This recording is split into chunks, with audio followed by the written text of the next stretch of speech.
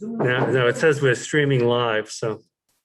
Oops. I'm hearing an echo. I think you're, That's me. somebody's. As I keep people.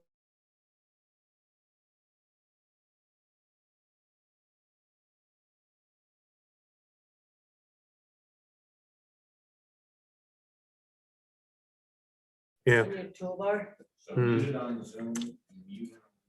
That's gonna be. like right here, yeah, that one. If you click on that Yeah. and then hit that all the way down, it just, there you go. And when you want to hear it, you can turn on. Gotcha. Thank you. They were, they're not right now. They're not now. Turn them off now. You know what, long as we can hear ourselves, right? Okay. Sure. So am I muted? I'm unmuted.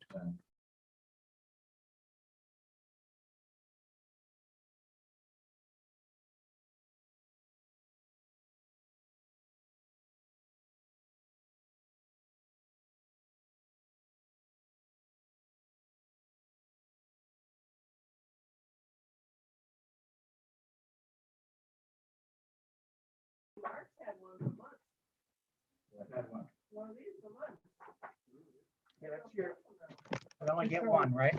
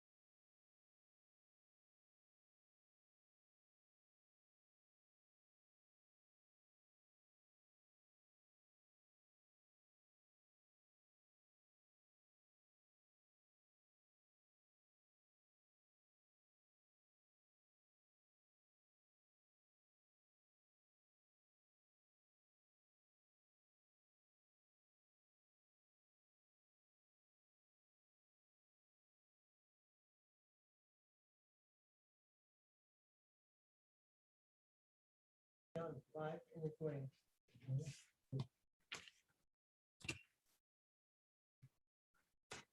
I want to say something real quick for that.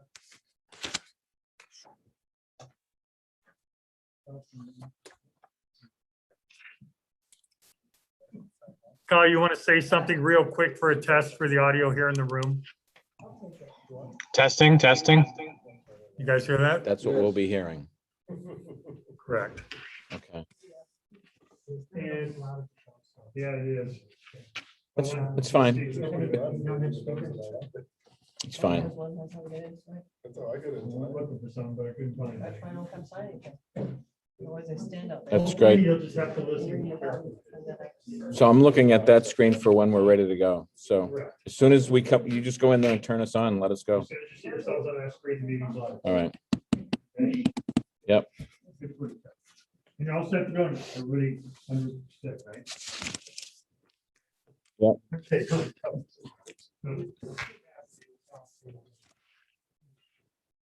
Like I said, this is like the Bermuda Triangle of technology. Take the plunge. Take the plunge.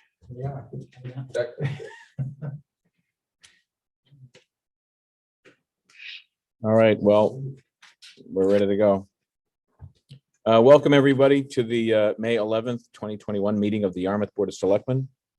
Pursuant to Governor Baker's March 12th, 2020 order suspending certain provisions of the open meeting law, general law, chapter 30A, section 18, and the governor's March 23rd, 2020 order imposing strict limitations on the number of people that may gather in one place. This meeting of the Yarmouth Board of Selectmen is being conducted via remote participation. All votes during this meeting will need to be conducted by roll call. No in-person attendance will be permitted, but every effort will be made to ensure that the public can adequately access and participate in the proceedings as provided for in the order. Public participation will be permitted by allowing members of the public to join this meeting via Zoom or via the telephone, and comments can also be sent to us by email to publiccomment@yarmouth.ma.us. I will now take a roll call vote so that we can enter into a public meeting quorum. Selectman Horgan. Aye. Selectman Stone. Aye. Selectman Tully. Aye. Selectman Post. Aye. Chair votes aye. We are now in a public meeting. And for the benefit of the public, we just came out of an executive session. In our posting, the meeting was to discuss strategy with respect to joining a potential litigation regarding herbicide spraying. So the next item on the agenda is public comments. And I'm going to ask Kyle if we have anyone seeking recognition. Oh, I'm sorry. Excuse me. Strike that. Please join the board in a pledge of allegiance. Pledge allegiance to the flag of the United States of America and to the republic for which it stands, one nation, under God, indivisible, with liberty and justice for all. Thank you. Now we will go to public comments. Let's see who we have seeking recognition. We have two people seeking recognition. Vita Morris. Can we unmute Hello. Vita Morris? Well, this is going to be one of those times when I want to get things off my chest, I guess. I was happy to hear on Sunday on the radio program that Mr. Rittenauer brought out the fact that the school district had lost 200 students and that they were increasing the budget.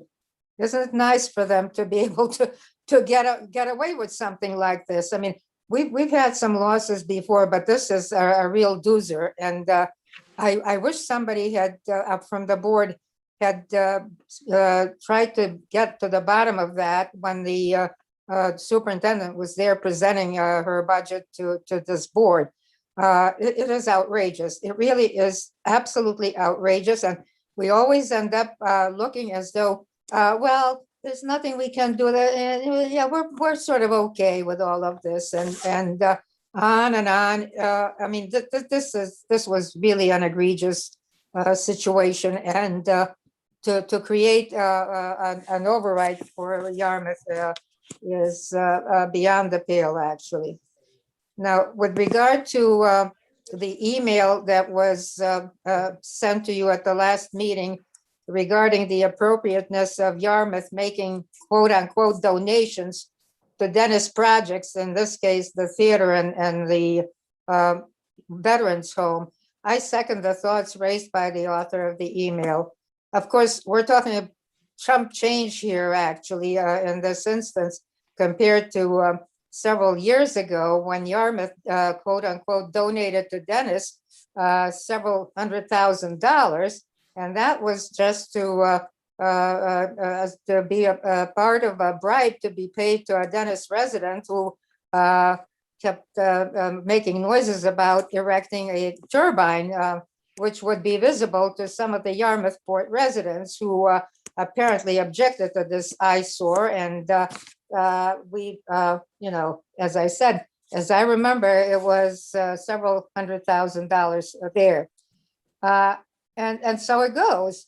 But when somebody raises the matter of collecting money that is really due from Dennis to us, we have almost an eruption of, we shouldn't be asking for these things. This is such a small sum. Let's not bother with that. That's just okay. And I guess the last thing I'm somewhat concerned about, I guess we are not going to have any kind of candidates forum before the election this time. I'm really surprised that we couldn't get the Chamber of Commerce, who is collecting hundreds of thousands of dollars from us every year, to do what? I'm not exactly certain, actually, that they can't even do something like this. I honestly, you're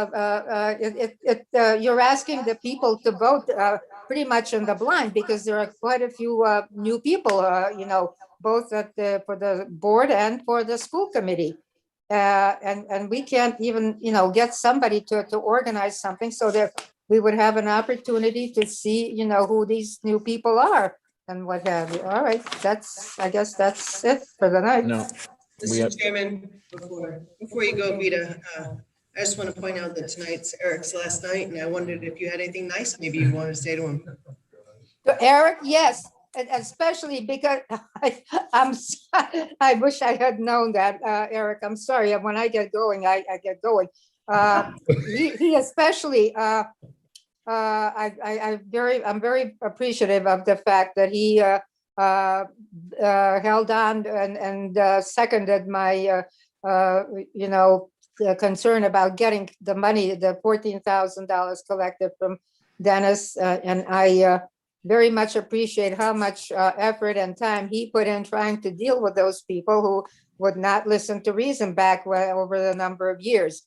So I really appreciate all of that you did, and a lot of the times I did agree with Eric and his stance. So thank you very much. Thank you, Vita. Thank you. I appreciate that. very good. Thank you, Vita. Next one seeking recognition is Mr. Joe Glynn. Joe. Hi, Mr. Chair. Hi, we can hear you. Great, thank you. First, I want to thank Selectman Tully for his years of service to the town on the Board of Selectmen and well beyond throughout our community. I'm confident he'll continue to be a Yarmouth strong advocate for the town and the townspeople. I know I speak for many, including Ms. Morris now, in the town when I say, Selectman Tully, you leave big shoes to fill, both figuratively and literally. You've stood tall again in more than one way for all things Yarmouth, and I appreciate it. I want to personally thank you for being a voice of reason and thought. A lot of us, you taught a lot of us how to make an impassioned plea while always handling yourself with class and dignity. I might not have agreed with you on all the issues, but certainly more often than not. So I appreciate it. And I always felt represented by you. And I hope whoever's in that seat does half as good a job as you. Thank you very much, Joe. And speaking of that, in the election for the seat, I echo that, and I'll try to make an impassioned plea to we're now hours away from being 6 days away from the election. And I'm telling you, a lot of people simply don't know about the election. A lot of people are expecting to get ballots in the mail. I'm talking about like 10 of the last 10 people I spoke to were thinking that when they checked off all elections last year, that they thought it was going to be all elections going forward. And so they're, not just for the year.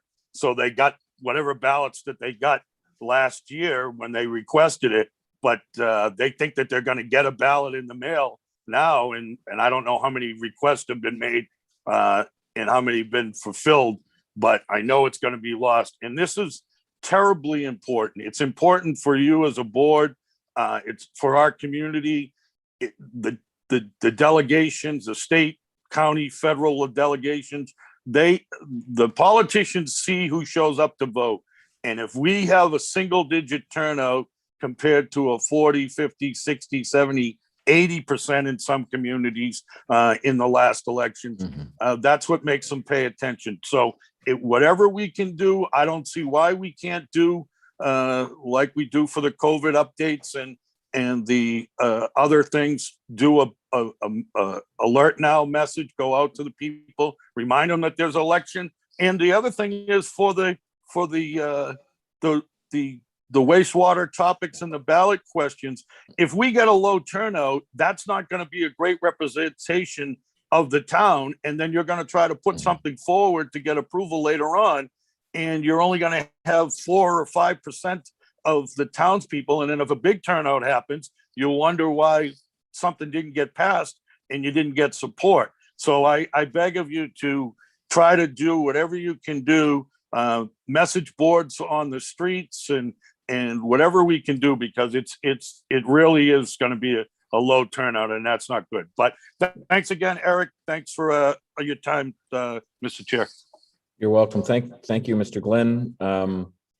We have been doing a lot of work in terms of getting the word out. And in fact, I see the town clerk is seeking recognition. I'm going to recognize Mary Meslowski, our town clerk. I'm sure she wants to update the public on some of the more recent developments in terms of getting the word out. So Mary, please. Thank you, Mr. Chairman. Mary Meslowski, town clerk. I just wanted to, on the note of the election, point out that tomorrow is the last day to request a vote by mail ballot or an absentee ballot by mail. So we will accept applications through 5 p.m. tomorrow night. That is the very last day that somebody can request a vote by mail ballot. Anyone who is unable to vote at the election and certifies that they are unavailable on an absentee application can request an appointment from the town clerk's office and can vote up until noontime on Monday, the 17th. But they must schedule an appointment, and they must call us when they arrive for us to plan accordingly so that they can come in and vote absentee. And again, that's no later than 12 noon. So the calendar for our election has been set for a few months now based on state law. So those are the last deadlines. The third deadline I just want to point out is tomorrow is also the last day for voter registration for annual town meeting, which is being held on the 22nd. It's the 10th day prior to the annual town meeting. So as such, the town clerk's office will be open until 8 p.m. tomorrow night, and we will be able to help people with their voter registrations. They can either call us when they arrive in the parking lot and we can let them in and assist them with their voter registration, or they can obtain a voter registration form that is in the box outside on the post next to the side door. They can complete that voter registration and drop it in the drop box tomorrow evening. As long as it is in before 8 p.m. tomorrow night, we can register them to vote so that they will be able to vote at town meeting. And again, that is tomorrow night's voter registration is only for town meeting, not for town election. Thank you. Thank you. Did you have a question, Tracy? I have one quick question. As far as the mail-in ballots go, you're accepting, you said, I'm sorry, the terminology, absentee and what the other? So there are two deadlines under state law. The last day for us to accept applications for an absentee or a vote by mail ballot to be mailed to someone. Thank you. That's what tomorrow. I want. Vote by mail. So the vote by mail. Yes. During the state election, there was a provision there, I believe, that allowed for you to count it after so long after the election date. Is that provision in place with the local election, or is it is not? Good. Okay. It is not. The law this time around for the local election is that any vote by mail ballots have to be received no later than the close of the polls, so 8 p.m. If someone is dropping off a ballot that was a vote by mail ballot or an absentee by mail ballot, it needs to be in the drop box no later than 8 p.m. on Tuesday night. This office will actually have the key, and we will open the drop box exactly at 8 o'clock to ensure that we only get those ballots that were timely dropped in, and those will actually be counted at the individual polling locations on Tuesday night. Okay, thank you. My only other thing is I see you have a sample ballot up on the website, but as far as the other information pertaining to the vote and town meeting, I only saw some old information, so perhaps we could get the. We will make sure that that's updated. Thank you. Very good. Any other board members have any questions for the town clerk while she's here? Yes, Mr. Stone. Hello, Mary. When people come to request a vote by mail ballot, what do they actually have to do? Is there some form they fill out, or what's the process? There is a vote by mail application that we will provide for them. We had the hyperlink set up. It's through the Secretary of State's website. We have it available here as well. So we can email that to them. They can either deliver it back to us or drop it in the drop box. And we can, as long as it's received by 5 p.m. tomorrow night, we can mail them a ballot. Okay. Mary, thank you very much. Thank you.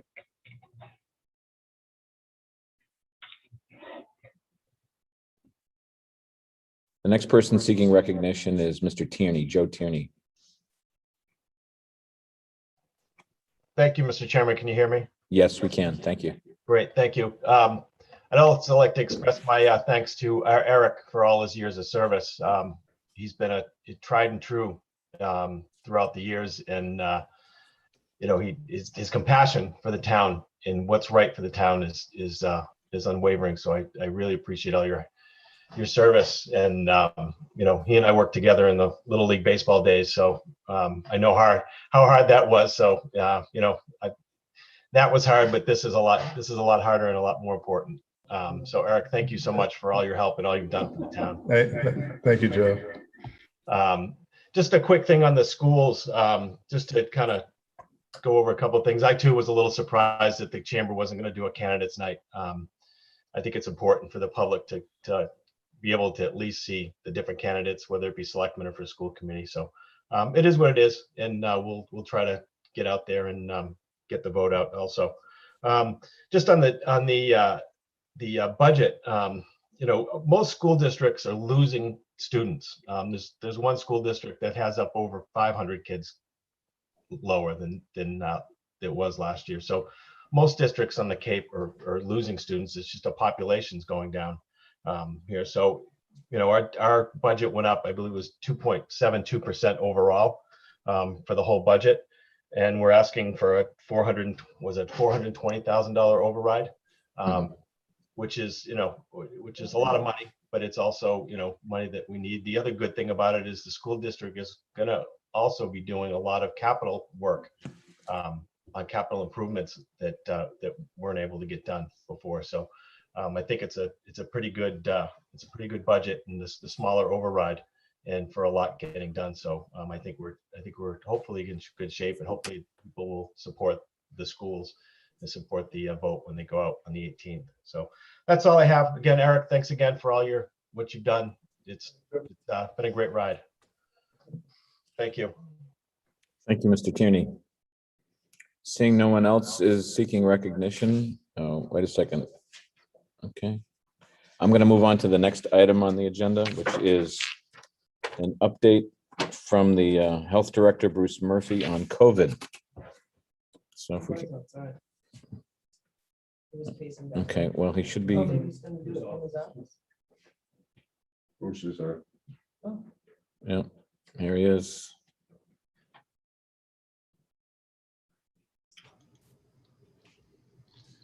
Good evening, Mr. Chairman, Board of Selectmen. Yeah. Eric, on your last meeting, it's been good working with you over the years also, many years. So thank you. Thank you.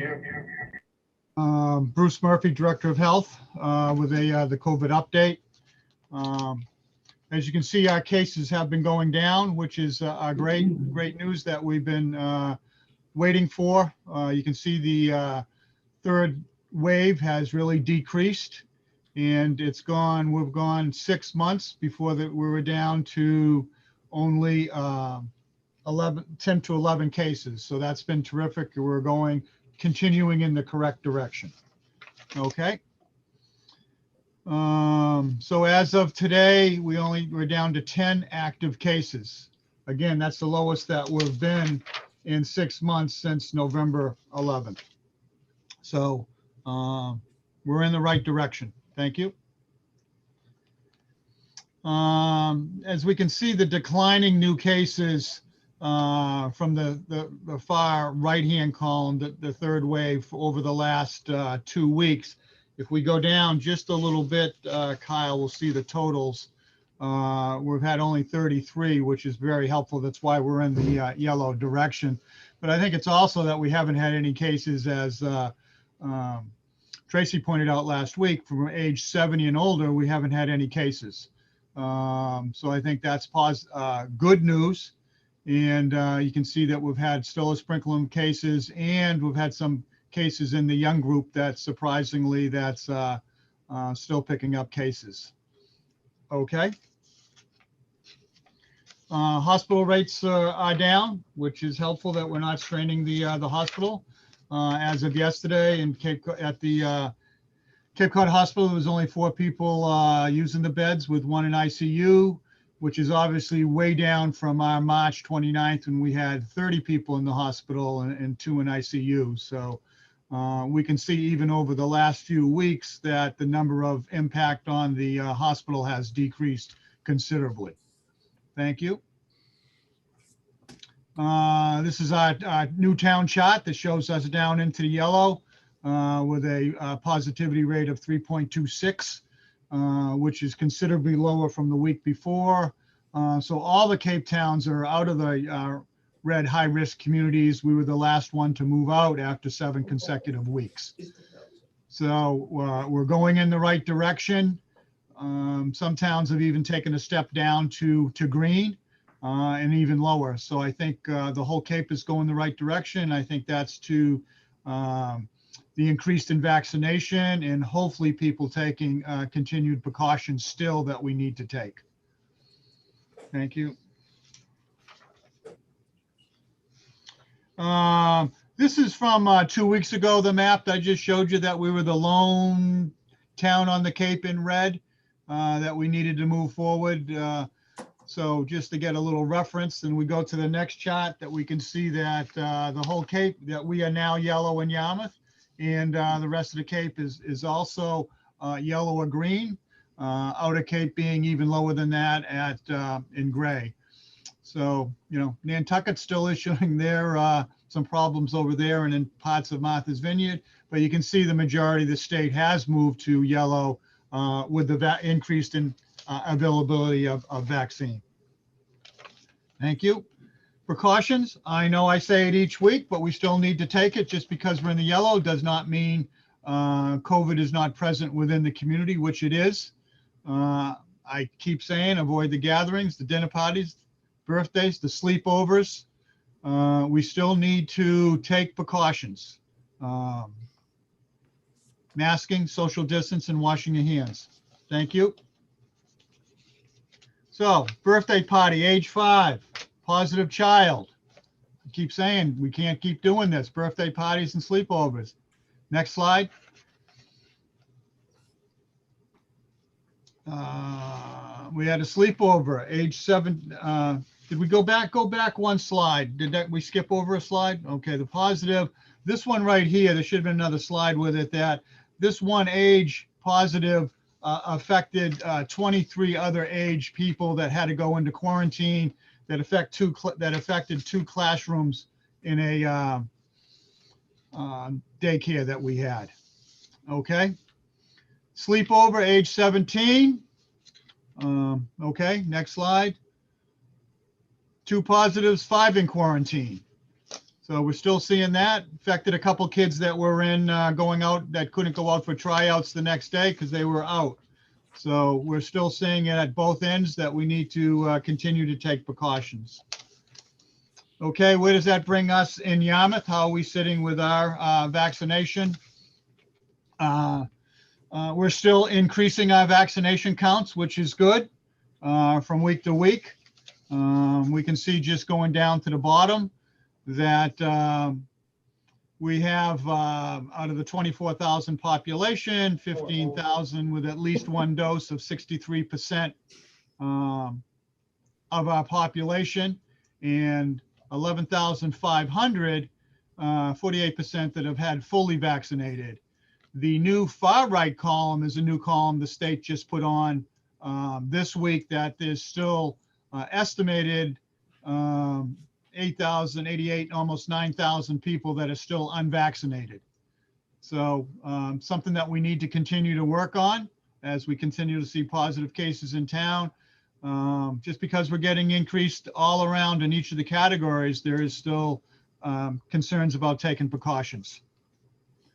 Okay, so how do we, what I did today was kind of look at how's our vaccinations going by week, kind of like per week by age group. So new individuals over the last 3 weeks, we can see, let's say in the 0 to 19, the week of April 20th, 48 people got vaccinated, then 97 and 73. This last week, we had people vaccinated in that age group. So if you go down just a little bit, Kyle, so we can look at some numbers. So overall, over the last couple of weeks, that 1 week we had, 770 people vaccinated, 1,100 vaccinated, and then last week 625. So we're still getting some vaccinations at the older level and throughout the area. Age groups, we need to concentrate on that younger group, which we are working on right now. I'm working with the schools now to set up a clinic at the high school that will be doing vaccinating high school students age 16 and up, and also offering it to their parents. And we'll then be working, as of today, they said you could go down to age 12. So that will be our next group that we're working with the school, and I had discussions with them today on what dates we're looking at there. So we'll be out in the community more, getting vaccine out into the community. Thank you. Vaccine in the community again through the hospital. My last couple slides here is people can call Cape Cod Healthcare. This is their website, capecodhealth.org. You can get right into the Melody tent. They'll tell you when the walk-ins are, or you can schedule between the Melody tent and a couple other places within the Cape that will have walk-ins and vaccine available within 1 or 2 days. Next. Again, the Melody tent, you can also call them to get an appointment, a live person on the phone to make an appointment. And they'll also tell you about the walk-in dates or schedule anything within 1 to a couple days. So that number is available also. Okay, Harbor Health in Barnstable, also running several walk-in sites that are available. Again, you can call them for an appointment. They'll let you know which walk-in days are available, or days that you can make an appointment for 1 or 2 days out. And we like to mention CVS here on Station Ave. They do not have walk-in. They're not one of the walk-in sites that have been designated by the state, but they're you can get an appointment within 1 to 3 days. They're doing very well. It does fluctuate. You need to get on their website to get a vaccination there. Okay. So know the facts, get the vax. You can leave it right there for a second. Oh, Kyle, can you leave it right there for a second? I just wanted to finish up. Working with the town administrator right now on his reopening task force. There's been 2 meetings. That's going very well, involving probably 6 to 8 department heads. We'll be doing a walkthrough at several buildings this week, looking at what areas will be difficult to have openings because of limited space, employees working close together, bottlenecks where people come in, and especially downstairs at Town Hall, when we have all the offices downstairs at one side, the stairs back up. So there's going to have to be probably somebody coordinating that area. So that's one thing that we're looking at. And also that even inside and in hearing rooms, masks are required. So that's something. Indoor public places, mask is still required. That includes, there we go. That includes the presentation, Mr. Chairman. Thank you very much. I'm going to go around the board to see if members have any questions or comments. I'm going to start with Selectman Tully. Tracy Post. Mike Stone. Thank you.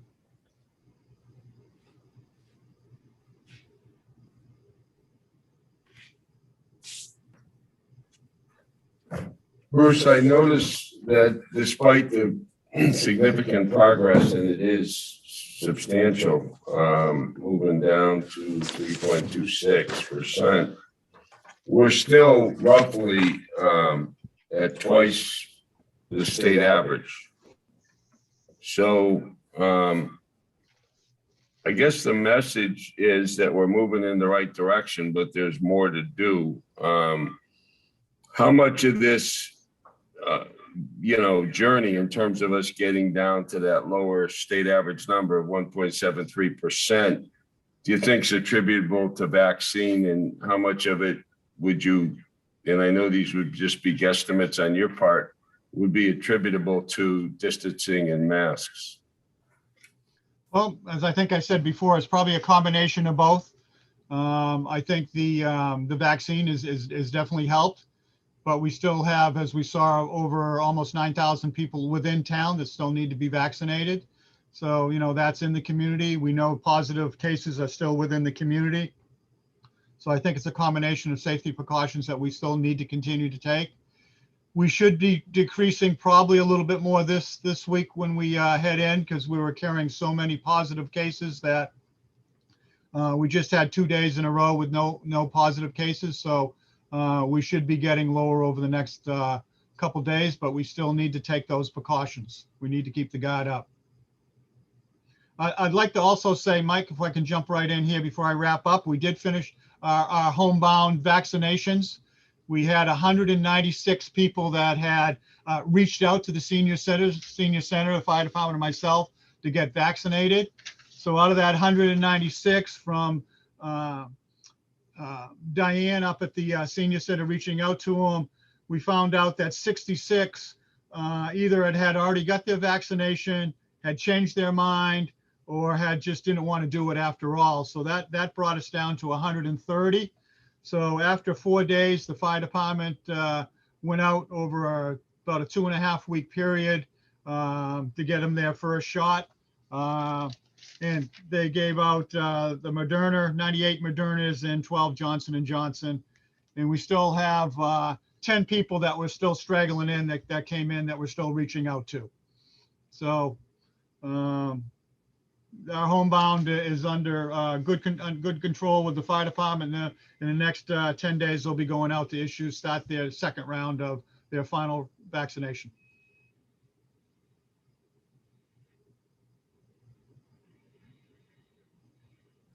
Thank you. Thank you. Mr. Horgan. No questions, Mr. Chairman. Okay. Unless there any, I don't see any more questions for the health director. Bruce, thank you very much for the update and all your hard work. Thank you. All right, I'm going to bring up the next item on the agenda, which is liquor license hearing, change of premises, Old Yarmouth Inn. And I'm going to turn this portion of the agenda over to Selectman Stone.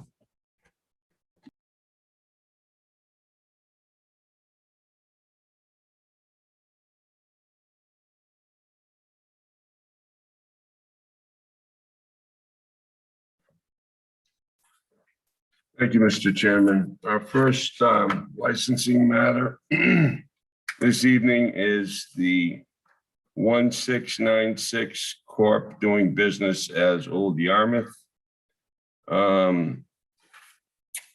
They are looking to add a alcohol service trailer to the premises for purposes of serving drinks to people who are participating in their outdoor dining arrangement.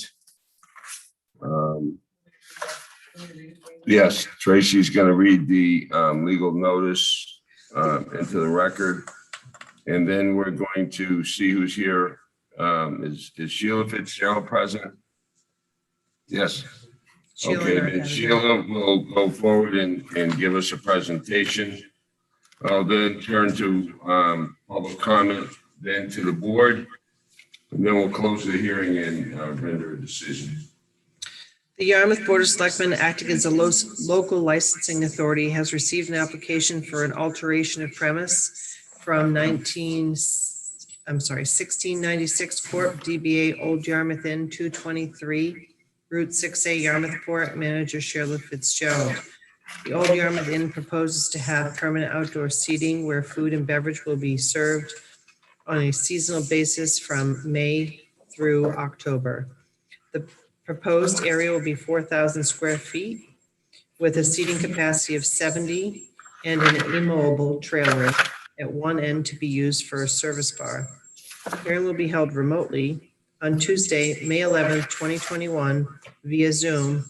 The Selectmen's meeting begins at 6 p.m. Written comment will be accepted until 4:30 p.m. May 7th, 2021 in the Selectmen's office at Town Hall via the Dropbox, or can be submitted electronically to public comment at yarmouth.ma.us. Please see the posted agenda on the town's website 48 hours prior to the meeting for further instructions on electronic participation.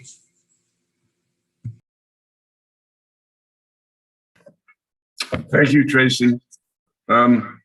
Sheila, can you hear us?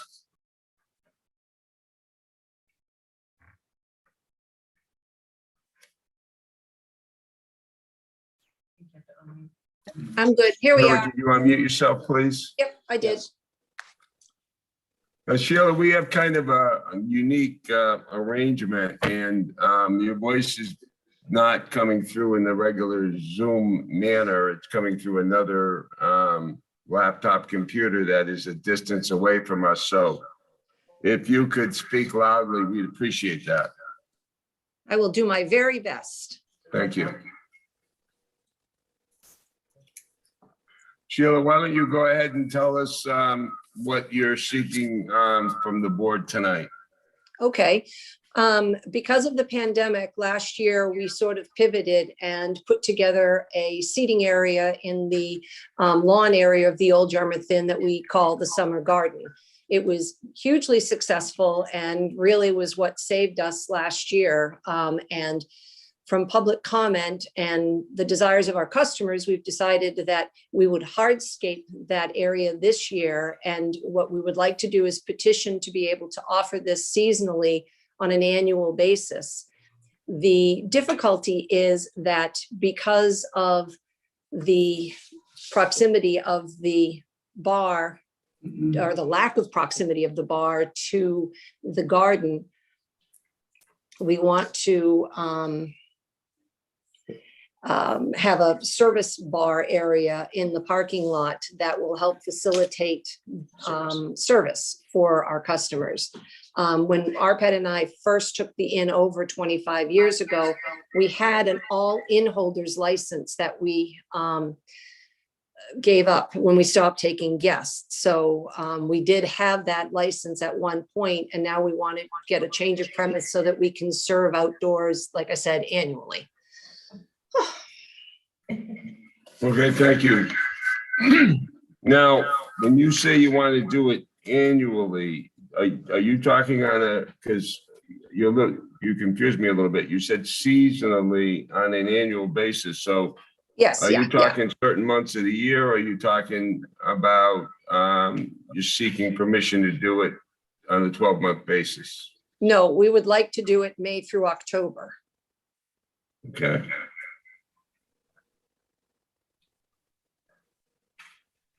Okay, is there anybody out there in the public domain that wishes to be heard, Kyle?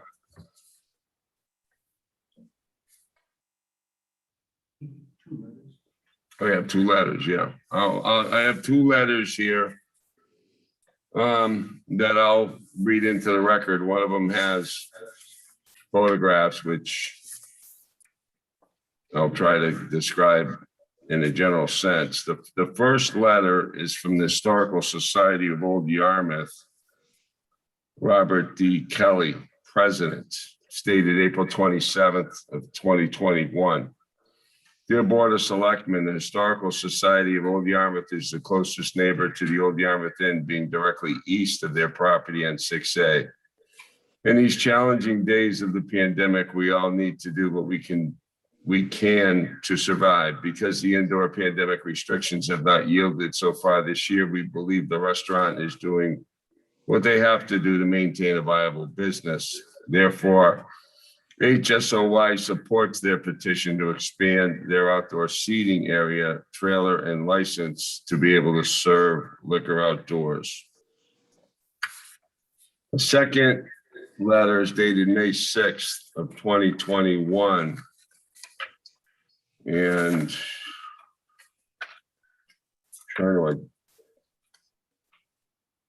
it's from Karen Johnson. It was sent by email,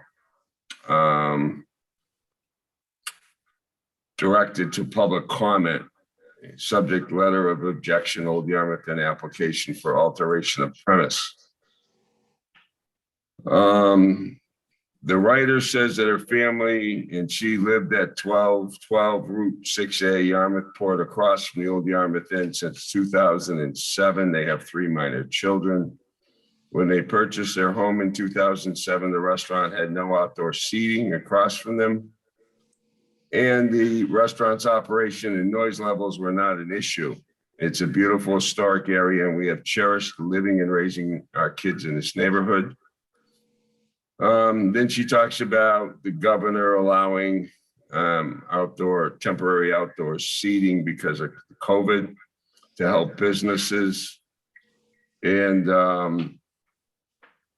I guess the sum and substance of it is that, you know, she didn't really have a problem with it on a temporary basis. And it kept the businesses, it helped the businesses stay open and kept the employees employed. And she says, we of course tolerated the extra noise and lack of privacy in the belief that after the guidelines were lifted, the outdoor seating would be removed. She writes an objection and says that the proposed location for the permanent outdoor seating is extremely close to residential housing, approximately 110 feet from our front door. There's no privacy screening in place. And she attaches various photos from showing her front porch from the Old Yarmouth Inn direction and vice versa, and some photographs of 6A. And again, it's very hard to describe the photographs without you actually seeing them. They're in color, 8.5 by 11 color photos. She says the extra level of noise from outdoor dining in the service bar being so close in proximity to residences, that's what she objects to. We enjoy spending time in our yard and being able to have our windows open. Our children also go to bed early, and the noise from outdoor dining carries. And the entrance to the restaurant is located on an already busy street, which is 6A, and right around the curve from the intersection of 6A and Summer Street. It says that outdoor seating with a service bar and additional seating capacity of 70 adds more concern to that area of travel for both pedestrians and drivings. And again, she attaches the photographs. Do we have anyone else, any other feedback from public comment or anyone out there that wishes to be heard at this point? Mr. Stone, I do believe there was one more letter from the Chamber of Commerce. Oh, did you give that to me tonight? Okay, yeah. Here's one from the chamber. Thank you, Kyle. This is from Mary Bilbon, Director. The date is Tuesday, May 11th. The Yarmouth Chamber of Commerce would strongly encourage your support for the request from the Old Yarmouth Inn that you'll be discussing this evening.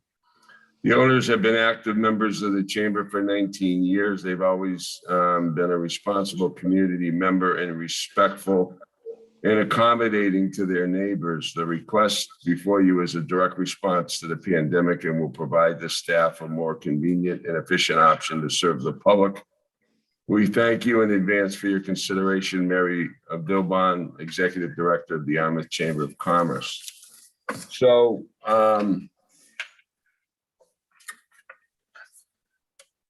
Could I Sheila, address? would you like to respond to those letters?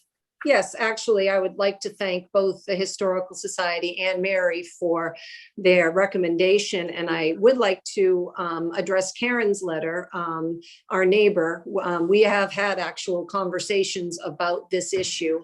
And in trying to be a good neighbor and to address her concerns, we just day before, or actually just yesterday, planted a mature privet hedge to give her some privacy along the garden. And we're going to be extending that as well tomorrow.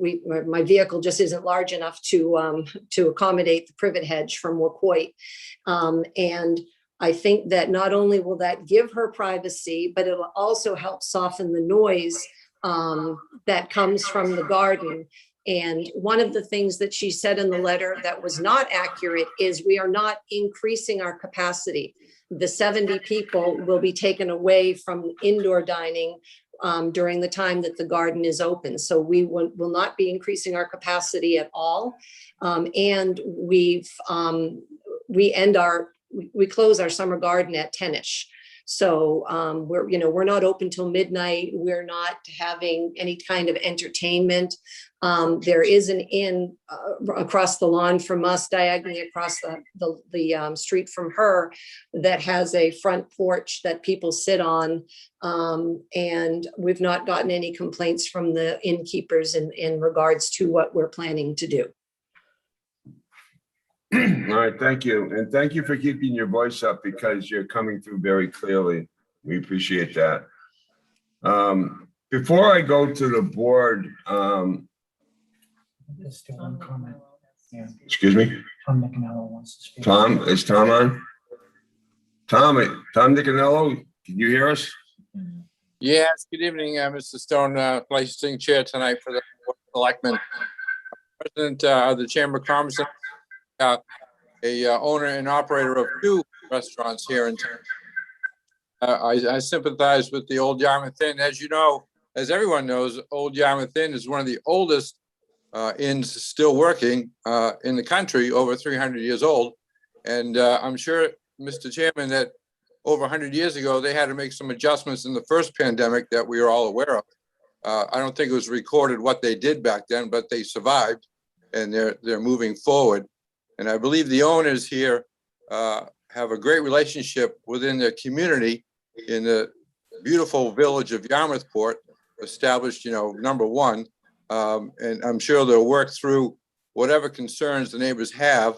They're working through right now with the Old Kings Highway to make sure the trailer is not seen from Route 6. They're making a huge investment to try to survive and have this inn keep going.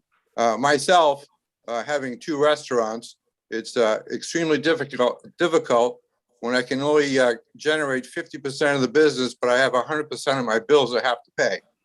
So by losing indoor dining, we need to create outdoor dining.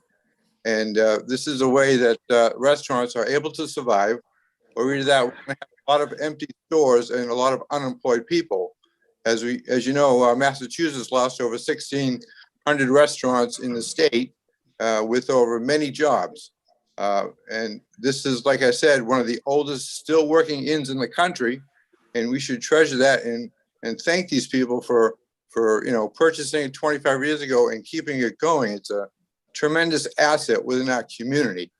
And I think everybody goes there, appreciates how the beauty and the quaintness, and I even hear there's a ghost inside. But anyways, so with that, we endorse it, and to the licensing chair of many years ago, Mr. Charlie. Thank you very much for your service, sir. And maybe we'll meet up at the old Yarmouth Inn for dinner one day. Thank you. Thank you, Tom. Thank you, Tom. Oh, thank Mr. Chair, I you. make a motion to close the public hearing. Do we have a second? Second. So we have a motion and a second to close the public portion of the hearing. Should we do a roll call vote on this, Dan Horgan? Aye. Mark? Aye. Tracy? Aye. Eric? Aye. Chair votes aye. One question I have before we go around to the board, is the trailer visible from 6A? It's, we're working very hard. We're going to surround it with, it's going to be parallel to the inn at Cape Cod. So it'll be taking up about 2 parking spaces, and we're going to surround it with either lattice or shrubbery and make it so that it is not at all visible at the Old King Highway Committee's request. And I want to let you know that this trailer is actually going to be temporary. We would like to replace it with something that is more in keeping with the neighborhood, something with like a small cedar shingled shack, or almost like the old Gorham cobbler house that used to be on this property. That's our goal for the long term, but in order to be able to put this into service this year, we're buying an already outfitted trailer, but we hope we will replace that next year with something more fitting for the neighborhood. Okay, and I'm going to go to the board now to see what questions they might have. I'm going to start with Eric Tolley. Squared away here. Thank you, Mr. Chairman. So yeah, I do have 2 concerns. One is being noise, and 2 being the visual distraction as you're heading east on Route 6A. That's a bad curve, and when you are coming around it, you're going to be looking directly at this spot. Having said that, those are only concerns. It has long been the practice of this board to give businesses enough rope to hang themselves and hope that they don't. So I would be supportive of this, and I hope it works. I hope there are no noise complaints. I hope there aren't any issues with traffic, drivers being distracted by that on that curve. And I wish you luck. So Eric, in that regard, just so that you know, it's one of the reasons why we're putting up the privet hedge on the corner. It will keep people from, obviously they'll see the umbrella tops in the garden, but they won't be able to be distracted by the trailer at all, or really much of the dining area. And that is by design.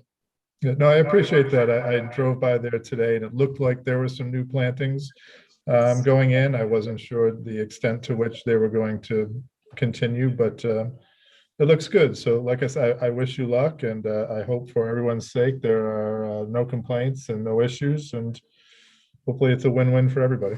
Thank you, sir. Thank you. Thank you, Mr. Chair. Thank you, Shayla and Arpad. I wholeheartedly support this. I often go to the old Yarmouth Inn, and they run a top-notch class act business. I think the pandemic was very difficult for a lot of people, and the summer garden was kind of a highlight of the pandemic last year, where you can go and you can sit outside and enjoy it safely. And I did that, and I very, very much enjoyed it. And we didn't have any accidents last year due to the garden being there. I'm happy about the shrubbery. I know that Shale and Arpad will work with their neighbors to the best of their ability to control any noise or any complaints, but I'm happy to see this proposal come forward, and I support it wholeheartedly. Thank you. Thank you, Tracy. I have no questions, Mr. Stone. Sheila, you mentioned earlier that the Old Kings Highway, has this project been put in front of Old Kings Highway yet? Yes, we met with them last night, and they conditionally approved it if we would take their recommendation and hide, for lack of a better term, the trailer on the property so that it was not in view of either 6A or people coming across from the Kelly Chapel through the parking lot. So, we took their suggestions on color, on how we could camouflage it, be it with lattice or more shrubbery. And they tabled it for 2 weeks, and they will come and we'll present our proposal to them, but it is conditionally approved. Okay, great. I'm glad to hear that. I'm glad to hear that they're supportive of a restaurant trying to make its way in a very difficult time. I, like Tracy, think that you guys did a fantastic job last year. You were innovative and you created a seasonal alternative, an elegant one that added charm and ambience to the entire area. Really one of the best examples of outdoor dining that I've seen on the Cape. So I'm wholly supportive. I appreciate the accommodations that you've made for the neighborhood, and expect that will continue to want to work, positively with your neighbors. But we are certainly in a position where we want to help you and all other restaurant owners in the town to do well and to kind of recoup and heal from this pandemic and move forward in a positive way. So thank you for the presentation. You have my support. Thank you so much. Mr. Chairman, I'd like to make a motion that we approve the application for the alteration of premises presented. Second. We have a motion by Selectman Post, and it is seconded by Selectman Morgan to approve the application as presented. We'll have if there's no further discussion, and I don't believe there is any. Mr. Stone, you're muted. Sorry. So I'll repeat for the sake of the public and for the record that Selectman Post has made a motion to approve the alteration of premises as requested, and that motion was seconded by Selectman Morgan. Seeing no further discussion, I'll call for a roll call vote, beginning with Selectman Horgan. Aye. Selectman Forrest. Aye. Selectman Post. Aye. Selectman Tully. The chair votes aye as well. Sheila, your application has been unanimously approved, and we wish you the best of luck. Thank you so very, very much. Really appreciate it.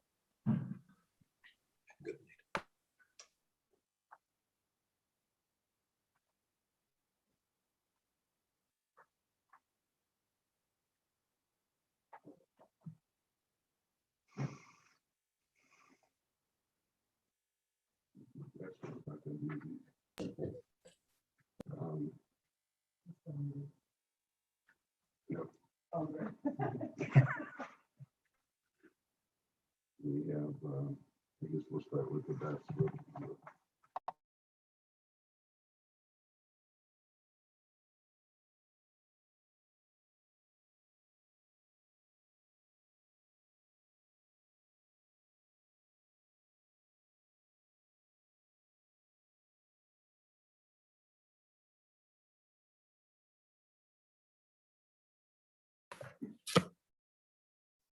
All right, the next item is a application from Shea Hospitality Group LLC for a transfer of an annual all alcoholic restaurant liquor license from the town of Yarmouth to Shea Hospitality Group LLC. Is attorney Delisi Lafley with us?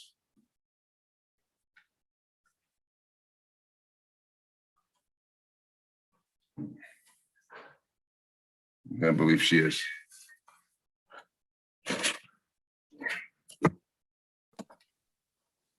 Good evening.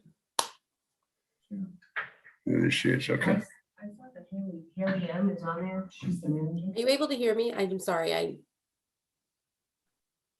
Is attorney Delisi Lafley present? Yes. Okay. Can you hear me okay? I can hear you, but I'm not sure if you can hear me. No, we have kind of a unique setup here tonight. We're at a Zoom hearing, but we're also present in town hall. So your voice is coming through a laptop computer that's not in front of us. It's probably about 10 or 12 feet away. So if you could just speak loudly, we should be able to hear you okay. We just did a licensing hearing, and on that basis, we didn't have much difficulty hearing the prior applicant. So just make believe you're angry at somebody, and you should be fine. I'll bang the But table. what we're going to do is read the notice for Bayberry into the record first, Thank you. and then we'll consider that the all alcohol transfer plus the entertainment licenses. We'll do that as a package, and we'll vote on them, then we'll proceed to the other one. Is that Thank you. okay? That's perfect. Thank you. All right. The local licensing authority for the town of Yarmouth has received an application for Shea Hospitality Group LLC for a transfer of an annual all alcoholic restaurant liquor license from the town of Yarmouth DBA The Grill at Bayberry Hills to Shea Hospitality Group LLC DBA The Grill at Bayberry Hills, 635 West Yarmouth Road, West Yarmouth, Massachusetts. Haley Matthew, is that how you pronounce it, Matthew? Yes. Okay. Haley Matthew, manager. The restaurant is located in the clubhouse with a kitchen / prep area, 2 entrances and 2 exits for a total space of 1,288 square feet. Hearing will be held on Tuesday, May 11, 2021 via Zoom. The Selectmen's meeting begins at 6 p.m. Written comments will be accepted until 4:30 p.m. Friday, May 7th, 2021 in the Selectmen's office at Town Hall via the Dropbox, or can be submitted electronically to public comment at yarmouth.ma.us. Please see the posted agenda on the town website 48 hours prior to the meeting for further instructions on electronic participation.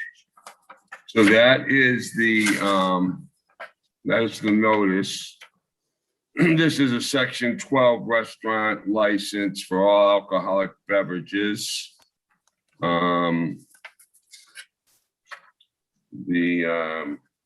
The applicant was, I guess, the high bidder or the accepted bidder to run the concessions at both the Bass River golf course and Bayberry as well.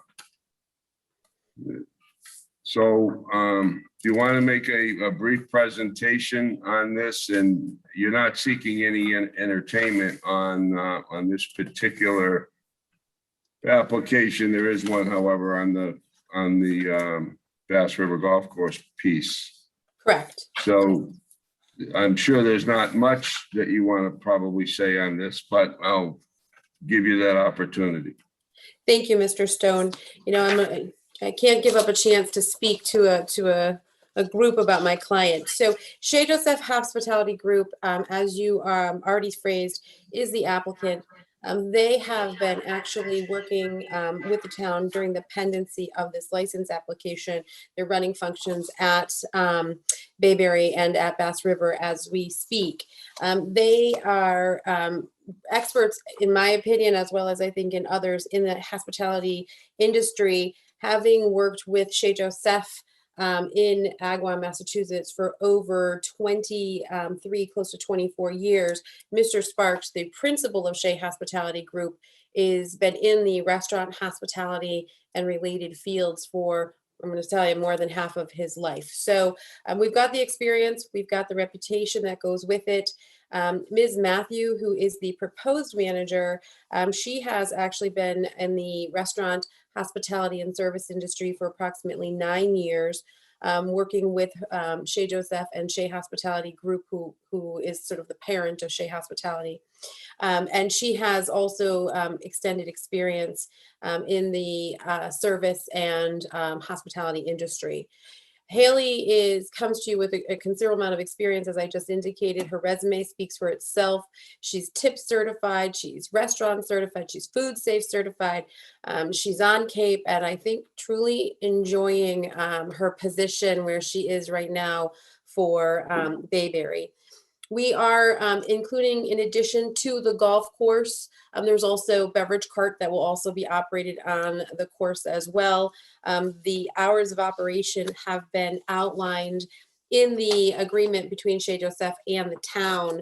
And so as of May 15th, of course, subject to licensing, beverage carts will also be on the course. I could go on, but I certainly would be happy to field any questions. We are unaware of any opposition, and my Haley and both Mr. Sparks, who I will talk to you about relative to Bass River, have met with Sergeant Hennessy and received his seal of approval in regard to their knowledge and understanding of rules and regulations regarding the service of all alcoholic beverages in the town of Yarmouth and for the state of or Commonwealth of Massachusetts. Are there any specific questions or any issues that you have that I can highlight for you? Mr. Stone, I apologize. You are muted, sir. We don't have to go to public comment on this because this is just a transfer. It's not a new license. So I will go to the board to see if they have any questions. We'll start this time with Selectman Horgan. Could I ask you a quick question? Can you explain a little bit about how the beverage carts work and what restrictions you have in place with the people who are using those? So the beverage cart's only on course. It will not be serving relative to any parking area. I apologize for leaning in. So if you can hear me, the beverage carts are on course only. They're still subject to the same service rules as any other portion of the establishment. So the servers on the carts will also be tips trained and will be educated and trained in the safe service of alcohol for golfers while they are on the course. So obviously all of the staff are tips trained, and so that kind of expertise and that kind of knowledge will is sort of linear across the staff. They will refuse service to anyone who is clearly not appropriate to be served at that point in time, but all service will be on just the course. They will not be in the parking areas. There will be nothing off of the course area. If that answers your question. If not, I'll be happy to clarify more. We had a little bit of a problem hearing some of it, but did you say that the carts are going to be located in the parking area? Not in the parking area. Not in the parking area. Where are they going to be located? They will only be on course. So on the active, the play area of the course. So in between the holes, clearly not on a green, but they would be in areas throughout the course, depending on where, players are or where there's a need for them. So it'll be, for lack of better words, the placement will move throughout the course, but it would only be on the course playing areas. Okay. That's all I have, Mr. Chairman. Thank you. Selectman Forrest. I have no question. Selectman Post. Selectman Tully. One point of clarification. I thought you said that there were no entertainment licenses? Not on Bayberry. Okay. But there is, we're going to reach that issue when we get to. So we only dealing with Bayberry right now? We're just dealing with Bayberry right now. Then I have no questions. Okay. I have no questions as well. I will entertain a motion on this application. Second. So we have a am I on? Let me see. Yep. We have a motion by Selectman Tully to approve, seconded by Selectman Dan Horgan. Is there any further discussion? We have their insurance certificate and everything. I would imagine that's all part of the lease arrangement. Since this is a transfer. Yes, Bob, you that wanna was comment on that. that was completed as part of the license. the approval done at when we did the award. Yeah, isn't there a different one if they have a liquor license required? They do have to have that, and that was submitted to Pam Barnes. Yes, ma'am.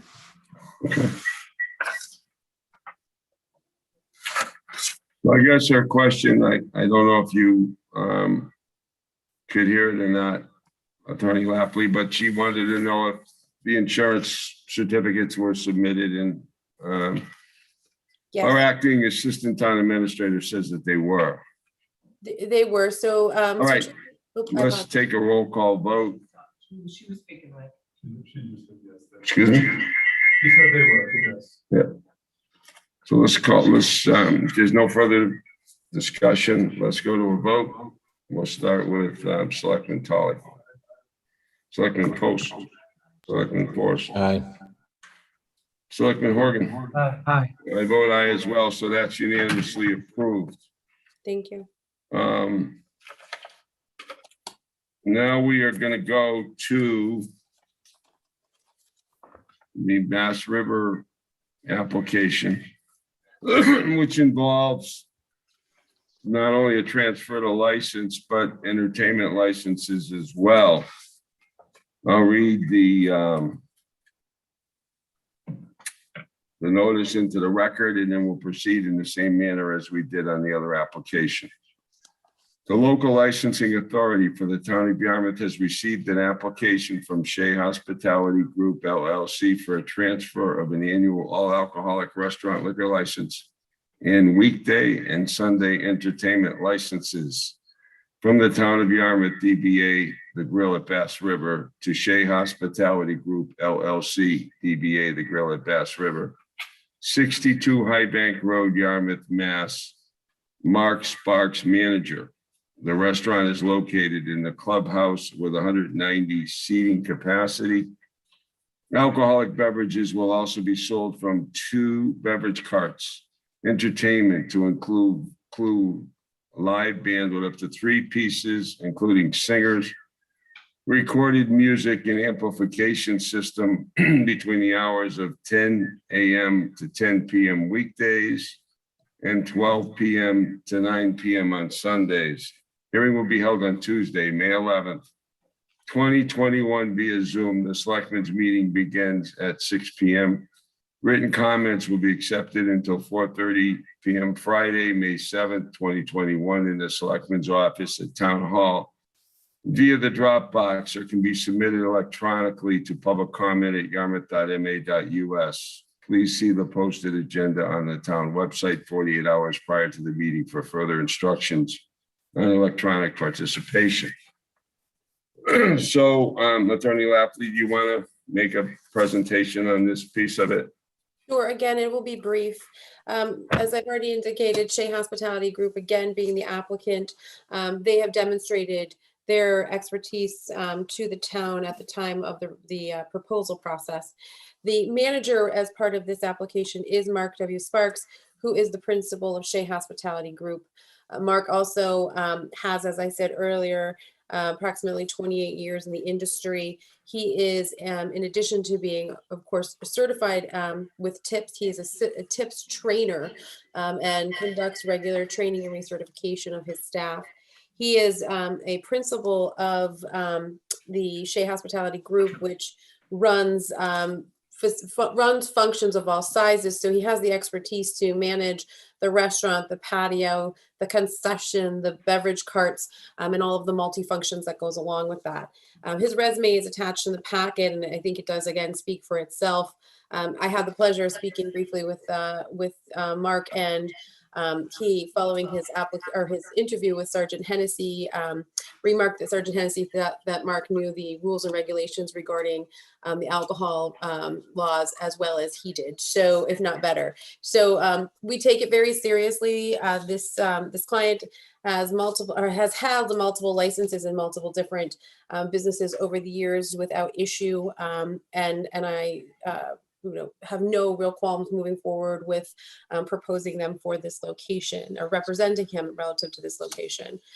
He is on premise approximately 40 hours a week. He's been on premise since the placement of the the contract with him, and is looking forward to moving forward to expand the functions and begin being able to serve alcohol on the property. Do you want me to highlight the entertainment license, or do you want me to go through liquor license application first, sir? Well, I want to talk to you. I'm glad you mentioned the entertainment licenses because I just want to bring out a couple of things to your attention and the board's attention. You may already know this or not, I don't know. Our regular licensing clerk is recently retired, and we have someone new that's in training. Typically, any Board of Appeals decisions that pertain to a licensing request are ordinarily part of the packet. In this case, they weren't, but there were two variances that I want to talk about briefly from the Board of Appeals on January 23rd of 2013. There was an indoor variance which allowed entertainment at the Bass River Golf Course. And there were certain conditions that were placed on that indoor entertainment. And I just want you to be aware of them. I don't think this is going to create any real problems, but I just want to avoid any misunderstandings, and I want the board to be aware of these things too. On the indoor variance, it said all entertainment was to be confined to the interior of the restaurant in an area that at that time was marked as the dance floor with a seating plan that was filed with that application. It said all noise was to be confined within the building with all doors and windows closed with no outside amplification. And indoor entertainers would be limited to 4. And I think in your application, it's 3. It said 4 at any one time, and all entertainment is to be governed by any limitation imposed by the entertainment license issued by the town. And there was supposed to have been a 1-year review to determine if there was substantial compliance. The hours of entertainment were as follows in this special permit: May to October 15th of each year until 10 p.m. and October 16th till April 30th at 9 p.m. So that was the indoor variance. There was another variance for outdoor entertainment. And that was for a 2-year, that was on July 24th of 2018, and it was for a period of 2 years. However, with COVID, there would be that period of time would have been told. So with respect to that variance, it said amplification would be limited to a 2-person music ensemble.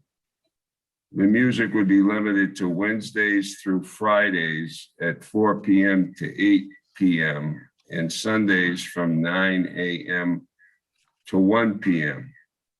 Music would be permitted each year from May 1st through the Sunday of Columbus Day weekend, and the petitioners to return for a review on July 24th, 2019, and on July 23rd, 2020, at which time it will be determined if the relief will be extended, modified, or eliminated.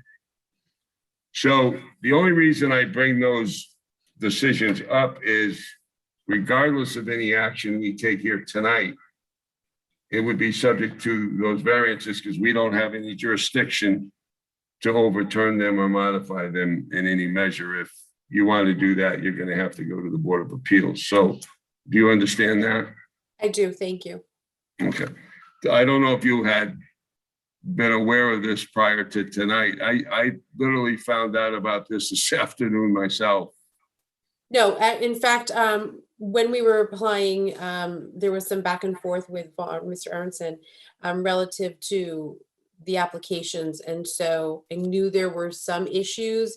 I was not aware of the outdoor limitation expiring, understanding it's being told, but I was not aware of it expiring arguably in a year. So my client will certainly be working within the variances. And I think even the weekday entertainment license, the hours are proposed at 6 to 8 p.m.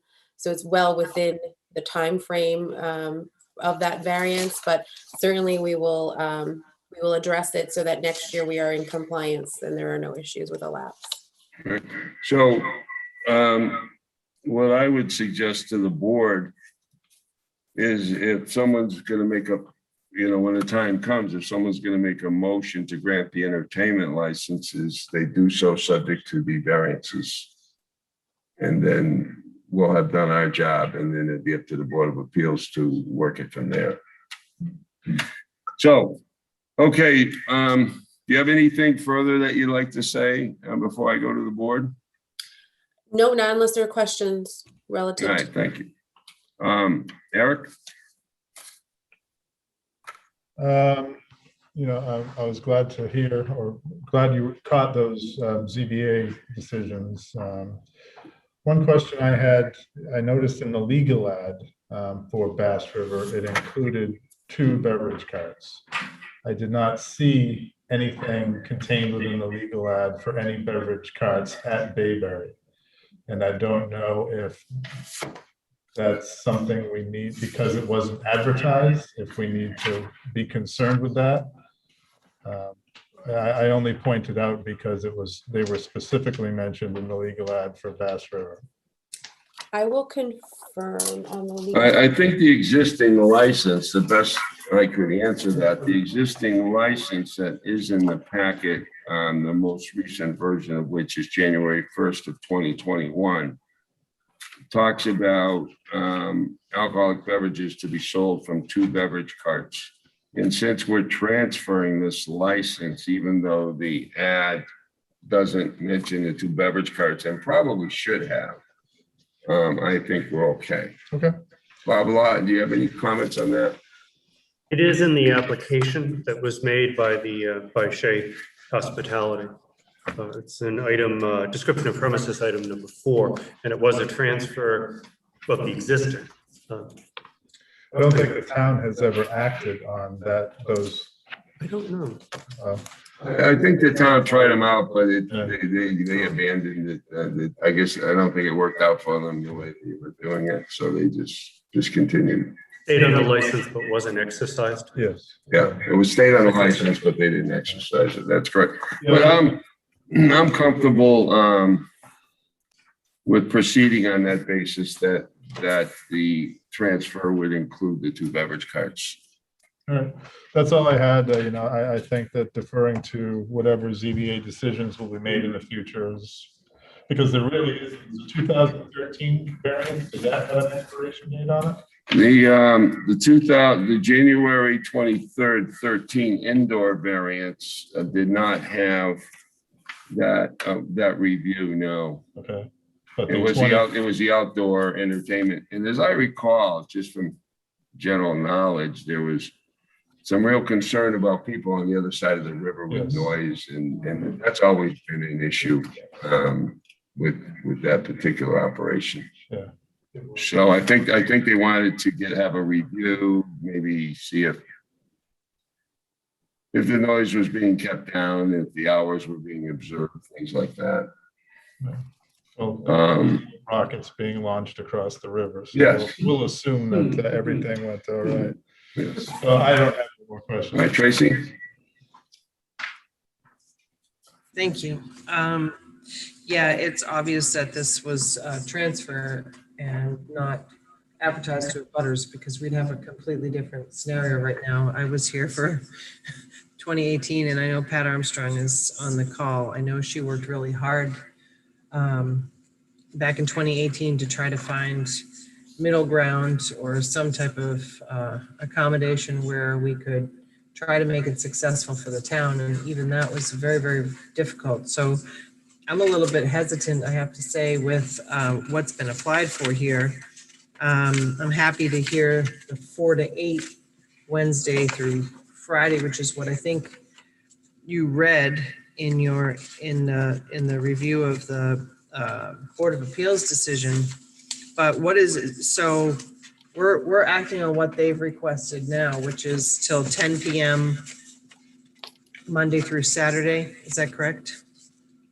So if I could, Ms. Post, in the weekday entertainment license application, hours of entertainment were indicated at 6 to 8 on Thursday, Friday, and Saturday. I'm not sure that's Is that what the, I have. Hold on. I was looking at and it. then, Wait a minute. Sorry, I had it, but I lost it. Okay, so on the weekday entertainment license, it's written there 12 p.m. to 10 p.m. Monday through Saturday. I'm sorry. You're I correct. can't see that one, I'm sorry. That's what it says. Yeah, For Bass River or for, this is It's only for, Bass River. This is the weekly entertainment on Bass River that she's referring to. It says hours of entertainment, 12 p.m. to 10 p.m. Monday through Saturday, and it does not distinguish between outdoor and indoor entertainment. Is that your issue, Tracy? Yes. Plus the hours? Yep. It Yeah, is. my opinion on that would be, we would have to grant it based on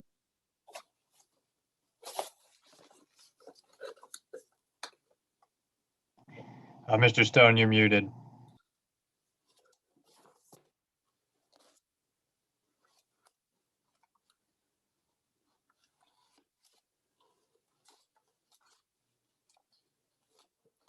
Mr. Stone, I'm sorry, you're muted and I'm not able Oh, to you're hear. muted. Okay, sorry. I was just responding to our assistant town administrator that we cannot supersede the order of the Board of Appeals. We can grant the entertainment licenses for those hours which have been allowed by the Board of Appeals, and then leave it to the petitioner if they want to vary those hours to go back to the board and get that relief from the Board of Appeals.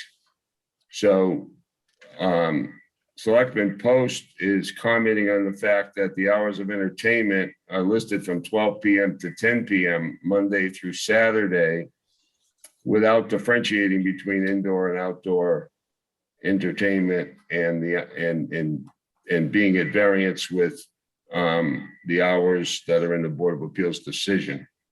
My comment is that we can grant these entertainment licenses on the basis that they have been allowed by the Board of Appeals in the 2 variance decisions, and we can't go further than that. I'm trying to recall. Maybe Pat Armstrong can help us a little bit here with what we worked out with the neighbors. There was a plan that we had in place, and I know she had to go back to the Board of Appeals several times. I guess, what is, Mike, the decision of the Board of Appeals was allowed for amplification until 8 p.m. Is that correct? Okay. So Because the way I think I remember it was just kind of like a guitar strumming, a one person, something that wasn't going to carry. Are you talking about the outdoor? Yes, sir. Okay. So, oh, sorry. I believe it was up to a 3-piece band without amplification.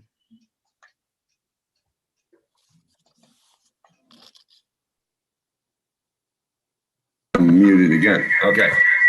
Sorry. I was just reviewing the decision on the outdoor entertainment in response to a question by Selectman Tracy Post. So the outdoor license, again, was for a 2-year period, which is the tolling of which has been stayed by the COVID orders. But the conditions are as follows. 1, amplification is limited to 2-person music ensemble. That's the first condition. Secondly, that the music be limited to Wednesday through Friday at 4 p.m. to 8 p.m. Wednesday through Friday, 4 to 8. And Sunday from 9 a.m. to 1 p.m. That's all part of condition 2. Number 3 is that the music be permitted each year from May 1st through the Sunday of Columbus Day weekend. And the 4th condition is that the petitioner return for review on July 24th, 2019, and on July 23rd, 2020, at which time it will be determined if the relief granted herein will be extended, modified, or eliminated. Those are the 4 conditions that upon which they granted the outdoor entertainment variance on July 24th of 18.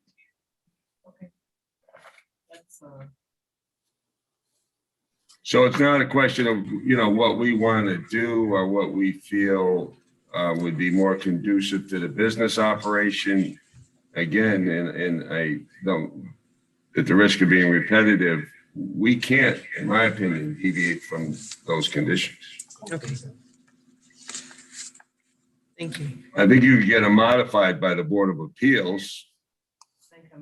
And then,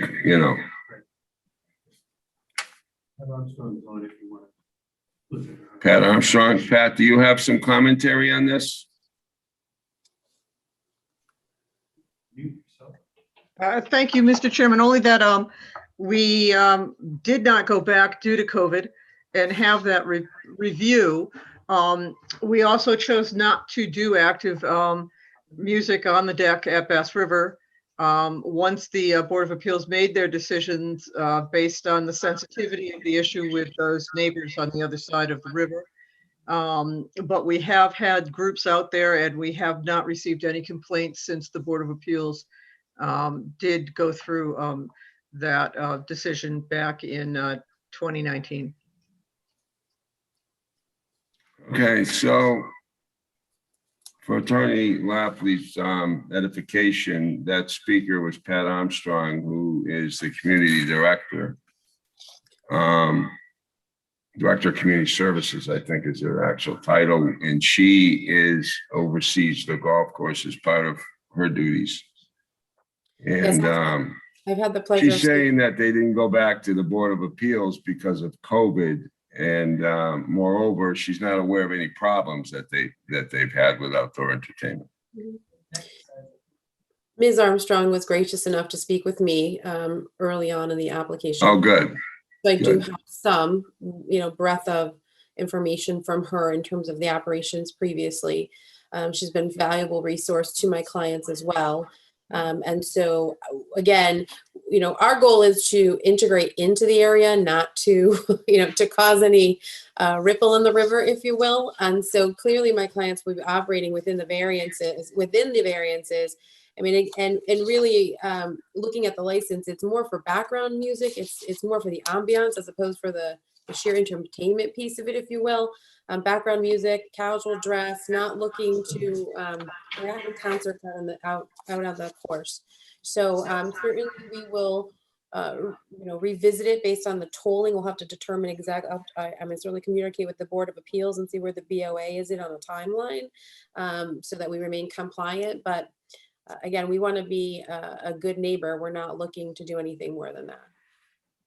I understand. And again, the only reason I'm telling you this is I don't want you to, if the board wasn't aware of these decisions, they issued hours that are in conflict with the Board of Appeals decision, you may be apt to come back and say, why wasn't I aware of this? And that would be a very valid question.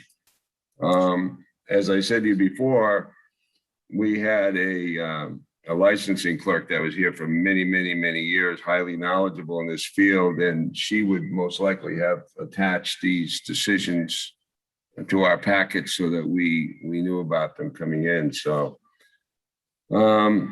And I appreciate it very much, Mr. Stone. Is this, I have a question for you. Is this petitioner related or legally related to the Shea Joseph operation in Agawam? Yes. Is this like a parent company? No, so Mark is a shareholder. He's the president of OMS Hospitality Group, which owns Shea Joseph, DBA Shea Joseph. Shea Hospitality Group is Mark's own enterprise, but he runs catering out of that location, and he has handled events on other golf courses under Shea Hospitality Group, but he is primarily related to both of those entities. Yeah. I'm very well aware. I'm familiar with Shea Joseph. I'm from that area originally, Springfield. So that's a big operation, and it's got a great reputation, and it's very large. It's hundreds of seats in that facility. They do a lot of conventions there and parties and things like that. The grand ballroom at the Shea Joseph facility, seats over it's over 1,000 seats for dinner. So the largest functions in the area are generally held there based on their capacity. Mark has literally grown up there. I've known Mark for many years, but he started with, moving his way up to director of operations under the prior owners. And then ultimately they sought him out when they were selling, and he took over and purchased it with 2 other investors. So it is really in his blood when I tell you that the restaurant industry. All right, so if no one has any other questions, I think we should do this in 3 parts. One is we should take a vote on the transfer of the liquor license. Do I have a second? Okay, any further discussion? All those in favor, starting with, we'll start with Mark. Aye. Dan. Aye. Tracy. Eric is aye, and I vote aye as well. So that's been approved. Now let's go to the indoor entertainment license. Does someone want to make a motion that we grant the indoor entertainment license subject to the indoor variance of the Board of Appeals dated January 23rd, 2013, both as to the hours and conditions imposed by that decision? Do I have a second? I'll second it. All right, any further discussion? Just one, Mr. Chairman. Yes. I find it confusing to be voting on license when it's completely at variance with what the ZBA has already ruled. I think it's more appropriate to have them go to ZBA first and then bring it back to us, and we know what we're voting on. Right now, I think there's enough ambiguity that it's unwise for us to move forward in this fashion. I would disagree. There's no ambiguity. They have to do what the zoning board of appeals said they could do. Their application doesn't mean anything. It's entirely contingent upon what the zoning board of appeals granted. And if they want to modify those variances, they would have to go back to the zoning board of appeals and then come back here. But as it is, we're just letting them do what the zoning board of appeals has said they can do. On its face, it's completely at variance with the application. I'm sorry? On its face, it's completely at odds with the application. Well, it is in terms of what action this board is prepared to take. I don't think that we have to grant an application with a mirror image so that our action totally mirrors what the person's asking for. I think we can modify it, and that's what we're doing. Which we do often. Yeah. This is a complete deviation from that, I understand, but it's a half a dozen, 1/6 of the other, because they're probably gonna have to come back to us after anyway. The other thing I'd like to point out, Dan, to your consideration is even if we did grant this license based on what was requested, it wouldn't mean anything because the order of the Board of Appeals would supersede anything we did. No, I understand that. I just think that there's an awful lot of ambiguity. Why does the ZBA even have jurisdiction on this issue. Is there something about, I'm not familiar. Because it was zoned R40, it was residentially zoned. Okay, And you had to get a variance to be able to do this. okay, all right, I didn't appreciate that. I've had my say, I'm ready to vote. Okay, thank you. So we have a motion. Who made the motion? Eric, did we have a second? Mark seconded. All right, we'll do a roll call vote. Dan? Nay. Mark? Aye. Tracy? Aye. Eric? Aye. I vote aye as well. So that passes by a vote of 4 in favor, 1 against. So that was the indoor, right? What was that? The outdoor? I'm trying to think. That was indoor. That was the indoor. Okay, so And we're we're gonna gonna have- proceed. So we're gonna proceed to the outdoor. I want to know if somebody on the board would like to make a motion to approve the outdoor entertainment license at Bass River Golf Course. Subject to the decision of the Board of Appeals granting the outdoor entertainment variance dated July 24th, 2018, as to the hours of operation and conditions as stated in that decision. I would make that motion, but I would also make an amendment to that to not allow amplification at all. So I would like to see, you know, like I said, what we originally talked about. Obviously, it could be subject to whatever the Board of Appeals, but I think amplification on that river is going to cause a huge problem. This is something I think that if we started slowly without amplification, maybe one singer, a guitar, for the hours allowed, 4 to 8, and then Sundays 9 to 1. And then after some bit of time, if there are no complaints, I think that they'd be perfectly able to come back and ask for an amendment. I would like to see this kind of start a little bit slow, if you ask me. Do you have a second to that? I'll second that. Okay, Mark will second it. Do we have any further discussion on that motion? I guess my only other discussion is it's not at any fault of the petitioner. We have had a history in this particular location of an operator at Beverages ourselves that was not very friendly with the neighbors. There was a lot of built up anxiety and I guess unsettling to a lot of them. So we're really trying to build bridges back, and I think we need to do that, and we need to do it, help you, and do it in a slow way. And that's really where I'm coming from. It's no fault of theirs whatsoever. It's just we had an operator that didn't follow some rules in the past, and we're still trying to build our relationships back. May I respond on behalf of the petitioner to the modification proposed? You would like to respond to that? If I may. If so, would you speak loudly, please, because I'm having a hard time hearing you. Of course. So with respect, please, Ms. Post, understand with great respect to the history of what's gone on here. My client is only seeking to move forward with the entertainment license under the limitation that's already been set apparently by this variance, which there cannot be amplification if there's more than 2 musicians on the outdoor area. And so if the variance allows for that, and we don't have a restriction on that, it has been incorporated as part of my client's business and marketing plan that he's developed. We would ask that we be allowed to move forward under that limitation, given that it is allowed already by the variance. So, I would ask that you reconsider.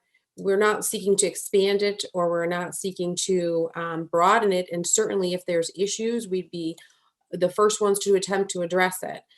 But to create that limitation for this particular business when they have no history of a violation or causing any rift with the neighbors, I think is not necessarily fair to them from their starting point. And while I respect that, I didn't think it would be an issue, seeing as you were proposed that it would be background music. So if it's background music, certainly, I know the area quite well. You wouldn't need amplification to have background music on that deck. So perhaps it's not background music that you're looking for.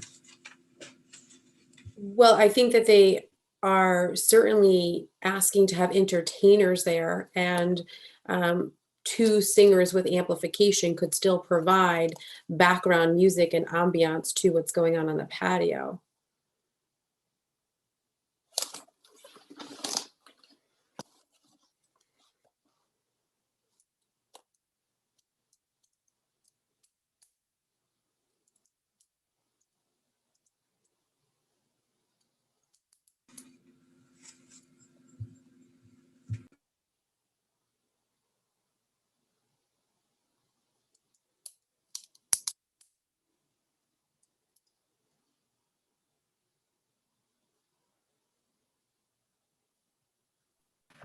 I just want to make sure that everybody is hearing everybody else, because sometimes the echo and reverberation in the voices is difficult to understand.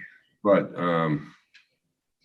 Selectman Post just made the observation that the board can be more restrictive than the ZBA in its outdoor entertainment variance. So she's standing by that condition, I guess, is her position. So does anybody else want to talk about this or have any discussion on it? Do you have a second yet? I second it. Mark did, yeah. Do you have anything, Dan? Just quickly, Ms. Lafley, please understand my position has nothing to do with the validity or appropriateness of your application. I am wholly supportive of Shea Hospitality. I just think that the presentation tonight is sloppy, and that the notification on the ZBA variances came late, and I'd rather see that cleaned up before the Board of Selectmen rules on it. But underlying all of that, I have no objection to the operation that you're planning, and I look forward to having you in town and working with the owners. Thank you.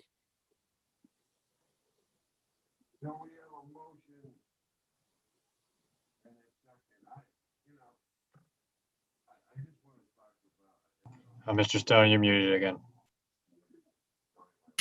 All right. A lot of people will be happy over the fact that I'm muted. My wife would particularly enjoy it. I mean, there's 2 ways. I understand the concern about the amplification of music outdoors near the river. But on the other hand, this variance is subject to review. And when COVID ends, the Board of Appeals is going to have an opportunity to address this. And if there's problems, they're very capable, if they wish to make this more restrictive. I'm not sure we have to do it yet or now. That's the only thing about it. But I don't, I don't have a driving compulsion one way or the other. It's just an observation I'm making. Well, I mean, I feel badly. I very much want to help businesses and people succeed. I think it's very important to us. And I think that all that they have with the full indoor, they have indoor, they don't have to be outside. They can still have their music. I hope it doesn't, my motion doesn't disrupt their business plan, but I feel it's very important, small step for us, having sat here through all those years of the issues that we had. And there's a reason why the town, and I'm sure Pat will tell you, we didn't exercise the license that was obtained by the town previously. This room would be packed right now, and it was. And I don't forget that, and I don't take it lightly. And there was a lot of echoing and a lot of history, so I'm sorry. Again, I try to be very, very accommodating to the best I can, but I guess I feel pretty strongly on this one that we're doing the right thing. Would there be an opportunity to, I'm sorry. I remember, and the answer was the same. That we gave them the ability to have the amplification. We left it up to them to fail. That's what we, in every case. So we just did it on it. I had concerns over the document. I left it for them to do the right thing. But I specifically remember talking about this to you, and that was the determination. We give you the latitude to do what you want. And if it doesn't work, we'll get complaints and we'll take action. That's what we do with every I would venture to guess 100% of the instances that are like this, we give them the latitude, hope that they succeed, and act if they get complaints. Mark, what are you thinking about this additional condition? I provided the second, and I recall, like Tracy, the controversy and the concern. I think it's a reasonable condition. I think Tracy also made the comment that she'd be willing to review this if, for example, this summer goes well and we don't get complaints, then I think this discussion can easily come back. I share her concern about being good neighbors. And I think the neighbors, that neighborhood, those people there are looking for us to be very sensitive to their concerns. It's unfortunate that we had someone there before who was not really the best tenant, but we're living with the bad reputation and the baggage that goes along with it. Had the experience been better, had the situation worked out, then it's a different story. But because of the problems that we had, I think her proposal's entirely reasonable, and I'm fully prepared to support it. Would it be possible to request a review 30 days after the issuance of the licensing, such that if my client is able to... Chairman, the attorney is trying to speak. Can't hear me? No, we're having problems. So, hearing the opportunity to review at the end of the summer, could we discuss having a review at an earlier period of time, after a probationary period of time, with outdoor entertainment, without amplification as raised by Ms. Post, but rather than waiting to the end of the summer, could we revisit this in a term of time after 30 days of entertainment after the license is issued by the ABCC, obviously, without incident? Would we then be able to include amplification or bring this back for a reconsideration? I'm sorry, Mr. Lawton, I'm unable to hear you. I guess the applicant can always reapply. But there's a difference between... I'm sorry, Bob, I'm having a problem here. The question was, could the attorney wishes to maybe accept this, but then come back at some time to ask for amplification? Someone can reapply if they're... I think that's completely appropriate, but I just want to make sure that you understood my comments. My comment was not to disallow outdoor entertainment. It was just to not have the amplification. Right. So I just want to make sure you understood that, because... I do, and Ms. Post, what I had suggested was after a 30-day period following the issuance of the license, with outdoor entertainment, without amplification, if there was no issue, if we could bring it back. It's different between trying to reapply, Mr. Lawton, or having the ability to have this condition potentially removed by the License Commission if there's no violations, no complaints. Then moving forward with the, with my client having proven himself this summer as opposed to waiting to the fall or to next year. So if I understand you, and I want to make sure that I do, what you're saying is remove the condition that Selectmen Post Mr. Stone, you're muted again.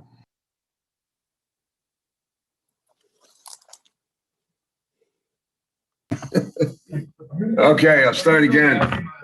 I should have stayed in my office.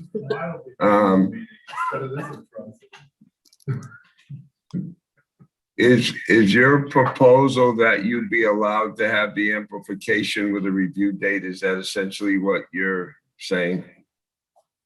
I think it's the reverse to satisfy Ms. Post, which would be we kind of crawl, walk.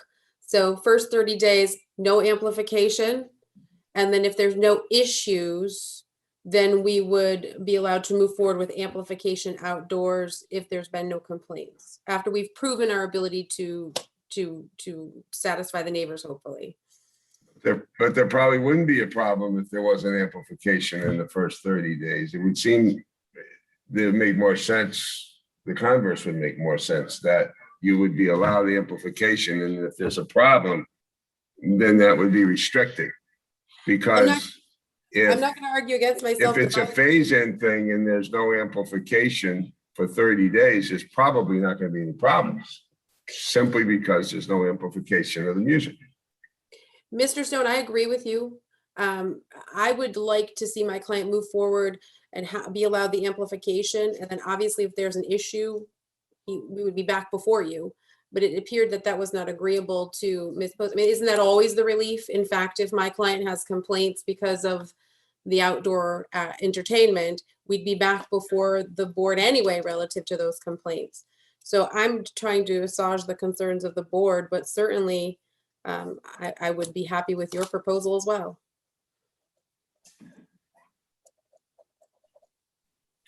Okay, we've been here a long time on this. I'd like to get it resolved one way or the other. So,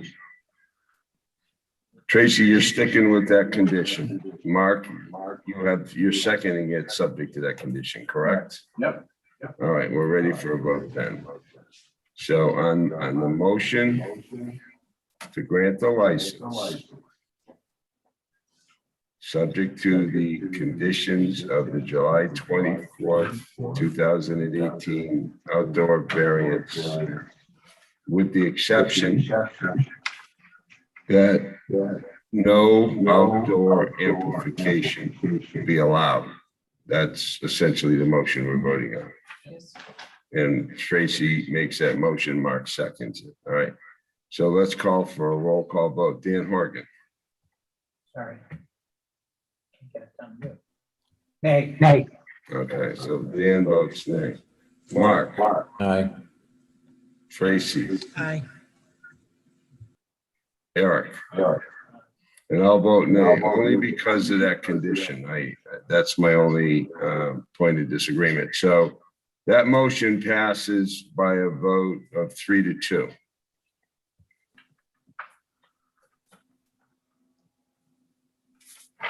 And I think that's all that we have tonight, unless there's anything else that's on the left. No, there's not. I just want to make sure that that decision was for, it was for weekday and Sunday, because there's two separate applications here. So that motion was for, took care of both of that, right? This motion, the outdoor entertainment, was Wednesday through Friday, 4 to 8, and Sunday from 9 a.m. to 1 p.m. Okay. So do we? And that the music was permitted seasonally from May 1st through the Sunday of Columbus Day weekend. Can I make another motion then? About So they didn't, in the Board of Appeals, it doesn't allow for entertainment on Saturdays? So, but they've asked for it here, so can I make a motion to allow outdoor entertainment on Saturdays from 4 to 8 with the same restrictions? But they didn't mention it in their decision, so. They specifically left it up. No entertainment on Saturdays. Does it say that? It says that. well, they did limit the days of entertainment from Wednesday through Friday and also Sunday. So I think the right thing to do would be when they do the review is if they want to do Saturday entertainment, I think they're gonna have to talk to the Board of Appeals about that. Okay, but we don't even know if that was even something that they asked for. And did the town ask for it in their original? They may not have even. I would just like to savor the step of coming back here, but you're saying we can't approve it if they didn't allow it? I'm not trying to get overly complicated. I'm just trying to save a step. I think they was, it didn't say Saturday. It says what it says. I guess. Thank you. Mark has indicated that Pat Armstrong would like to be recognized. Pat?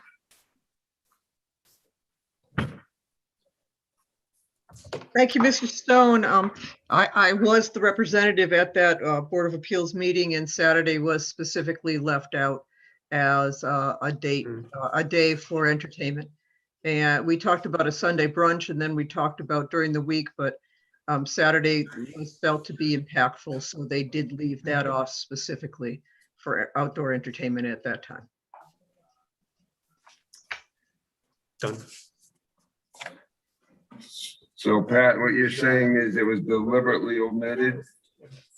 That's correct, Mr. Stone. It was. Thank you. This is your last meeting.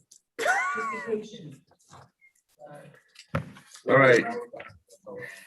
So I guess we're done then. Oh, yeah. Attorney Rapley, thank you very much. Thank you very much. I appreciate all your time. You're at 7:08 to 8:08. Chairman, we have. All right, the next item on the agenda is the annual town meeting preparations. I'd like to get Pat Armstrong and Kyle Pedicini on the Zoom meeting. Get Kyle, where are you? Okay, gentlemen. Mary And ladies. Maslowski, sir, as well, Mr. Chairman. Okay, is Mary here? Mary is in the waiting room. Okay, we gotta bring Mary up. There she is. Okay, who's gonna present? Mary's going to start, sir. You gotta unmute yourself, Mary. Yeah, please. Good evening again, Mary Maslowski, Town Council, Town Clerk. Hi, it's been a long day. Thank you for taking the time to discuss town meeting. We just wanted to update you on the progress for the town meeting on Saturday, the 22nd. Pat Armstrong has been dealing with all of the logistics, thankfully and blessedly. So I will let her speak to all the logistic pieces. On the town clerk side, we have been dealing with kind of the traditional items that we deal with. The meeting has been duly posted and duly advertised. We will be setting up the registration check-in tables. We will be using the poll pads for check-in, and we will be handing out voter cards. They'll be a nice bright color so that everyone who has checked into town meeting will receive a voter card together with their warrant books, and we'll be able to ensure that the actual voters can be seen by the moderator when he's calling for votes and for any standing counts. And just to point out that we will be prepared to do standing counts and also secret ballots if requested.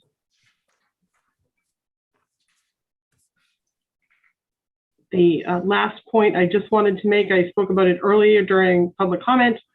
The last day to register to vote to participate in this town meeting is tomorrow. The town clerk's office will be open until 8 o'clock tomorrow night. If anyone arrives at town hall and needs assistance for voter registration, they can simply ring the bell or give us a telephone call and we will be happy to help them.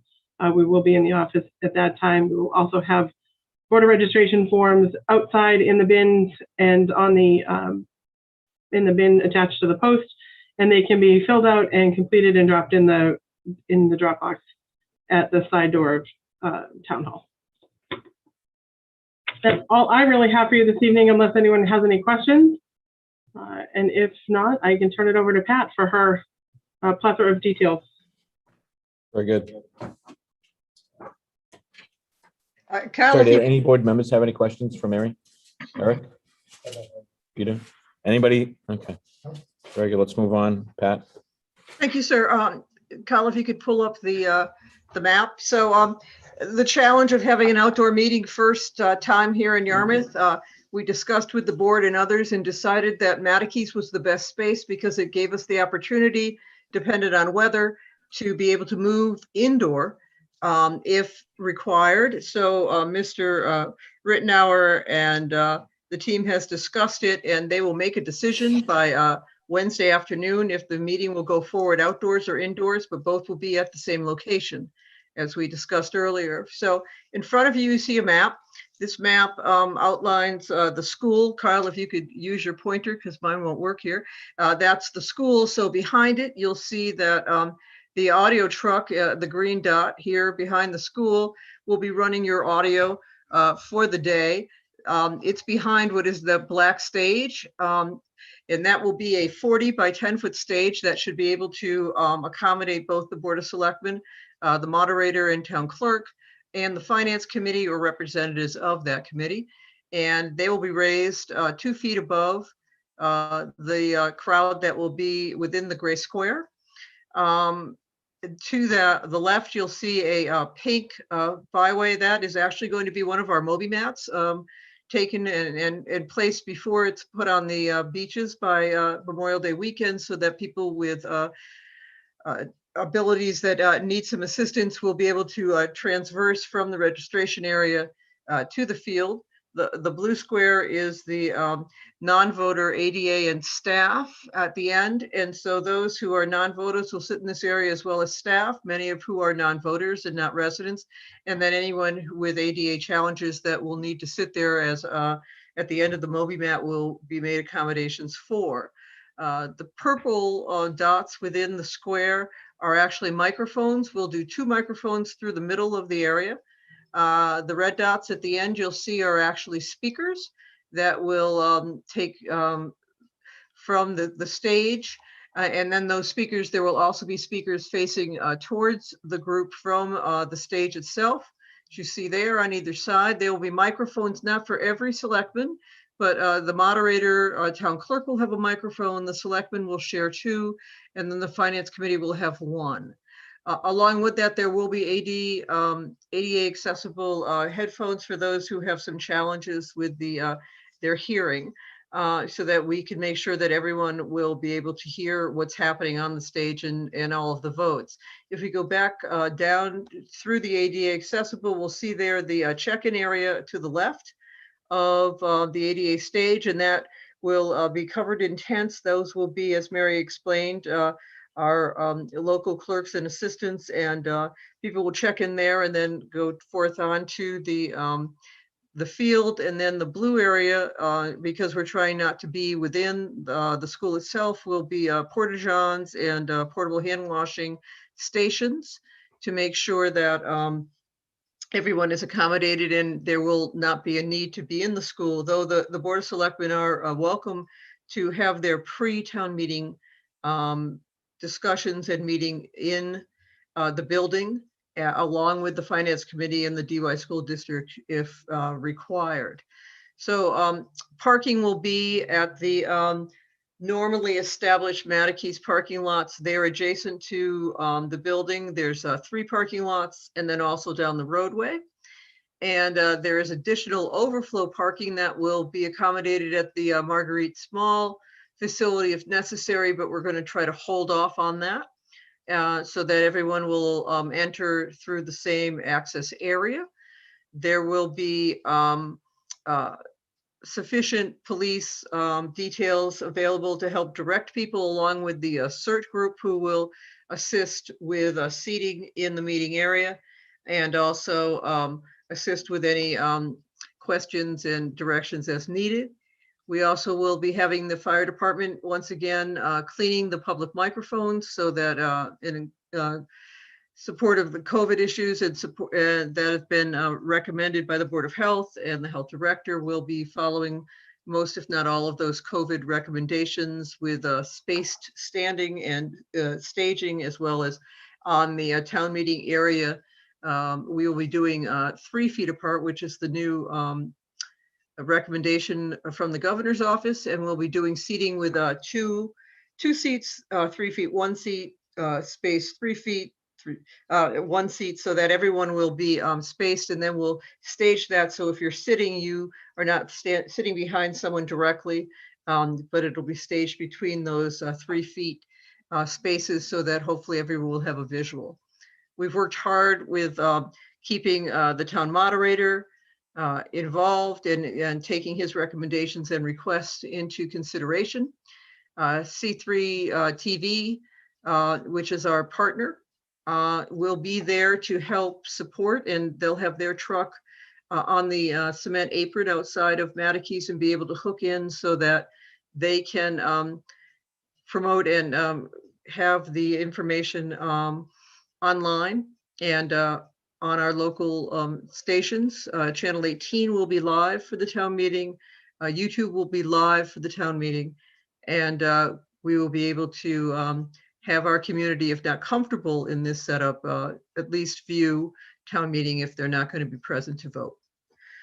The school department has been significantly helpful in all of our setup. Our only challenge, still not confirmed, is how we will bring electricity out of the building into the area to accommodate the audio system and what we need out on the field.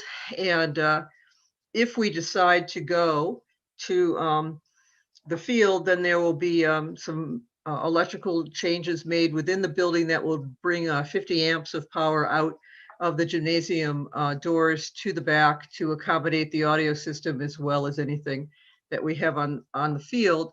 If we decide on Wednesday at the end of the day, based on weather forecasts, that it's precarious and we don't want to be on the field, then we'll be moving the entire setup back inside as anticipated, so we don't change the date of town meeting. We'll still start at 9 and we'll be able to accommodate everyone indoors, and we won't be making those electrical changes, and we'll know that by Wednesday, so that they won't impact how the inside facility will work. See-through TV, a group called Sonic Trout, which comes from the Down Cape area, who has been handling outdoor town meetings for both Brewster and Truro, are online, as well as our website people in our government television. JP Ludwig and his group are ready to go. And now we just need for the weather to cooperate so we can be outdoors. And if not, we're prepared to go indoors. Are there any questions that I might answer or that I didn't cover? Let me just go down the board. Let me start with Dan Horgan. Dan, do you have any questions for the team? You're Are there any audio-visual presentations planned, and how will they be visible outside? You know, unfortunately, due to the space required to accommodate the numbers at town meeting, Dan, we don't have the high definition television or projection available for us to provide that type of visual dexterity to show those sorts of things. So we're hoping that we'll have those as a part of something that people can access by their phones, and they'll be on the town website, so they can go to the town website and access all of those charts that'll be available on the town website. Okay, and one last question. I assume that there's no ball game going on at the same time. Oh yeah, there's cheerleader practice and a couple of games, but no, sir. And that's why we're here and not at DY, right? DY would have been a much more accommodating and less complicated situation, but there are activities at DY, and considering COVID and what the kids haven't been able to participate in, we didn't want to impact that and take that away from them on this day. So that's why we remained at Matikes, or are always staying. Thanks, this was a lot of work. I appreciate all that went into it with you and the school department. Thank you, sir. Thank you, Pat. Is there going to be any food? You know, we looked at that, and we're anticipating a 12 to 1 o'clock end of the meeting. So we're going to encourage people to bring snacks. I know that we've had some complications in years past when we had a food cart available and then we delayed the meeting or we took a lunch break for the meeting, and it was a difficult transition. So if we had 40 articles, we thought it might be more appropriate, but with just the 28, 29 that we had, we were hoping to encourage people to bring an apple or a snack and not have to provide food, but there'll certainly be water available for people. And depending on the heat of the day, we want to make sure that we have fluids available for everyone. So is that water going to be in plastic bottles? I'm not sure I want to answer that directly, but to say that we will do whatever we can not to complicate that situation. Thank you very much, Mrs. Stone, for bringing that up. So I can see people being able to have a snack if it's outdoors. What about if it's indoors? Will they be allowed to have a snack inside the school? They will. They have provided snacks in the hallway previously at school and allowed people to eat. And when the kids did their bake sales and whatever. So yes, I think they'll accommodate that request from. I'm not so sure I heard you or understood you, but can people bring a snack? And if it's an inside meeting, can they bring us an apple or a snack inside and eat it while their meeting's going on? I'm saying yes. Can you hear? Yes. Yeah, I hear you now. Yes, thank you. Okay. In the auditorium. But out in the hall, maybe. I don't think they'll be taking DoorDash or any of those other delivery services, but they will allow for snacks. Right. All right. Anything else, Mike? Tracy? Okay. The only comment that I want to make is we really should let people know that they need to bring their phones or iPads or some electronic device if they're going to be handouts, and they're only going to be available electronically. Is that what I'm hearing? That's what we're working on right now. I mean, we tried, and the projection just is not clear enough for enough of the audience to make it clear. So we've been doing a lot of work. Not we, Kyle Pedicini's been doing a lot of work on getting the information out and available. And today, a number of pieces went out on the as news alerts on the front page of the town website. So we will be encouraging everyone to bring their phones, and we'll be making some of those. And also when they check in, I think Mary and her group will be recommending if they left their phone in the car to go get it, so that they can refer to that during the meeting, because we just don't have the technology to produce that clear of a projection. Okay, thanks, Pat. Maybe we can ask the Cape Cod Times to help get the word out on that particular item. Thank you. Certainly.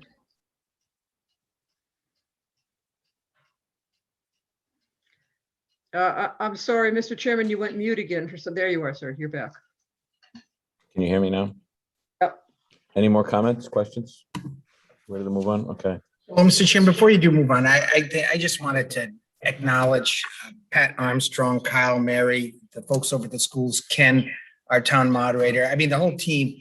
It's a pretty tough situation that we're again confronted with this ongoing pandemic, and everyone's been working real hard, and I've attended several meetings and been briefed, and just the level of effort here I thought was pretty good. We're still are going to have some rough spots. I think there may be some handouts we'd like to try to help consolidate so we don't have lots of different handouts, but material is going to be available, and I think we're going to have a meeting. You know, kind of lucky, only 27 articles as opposed to 80.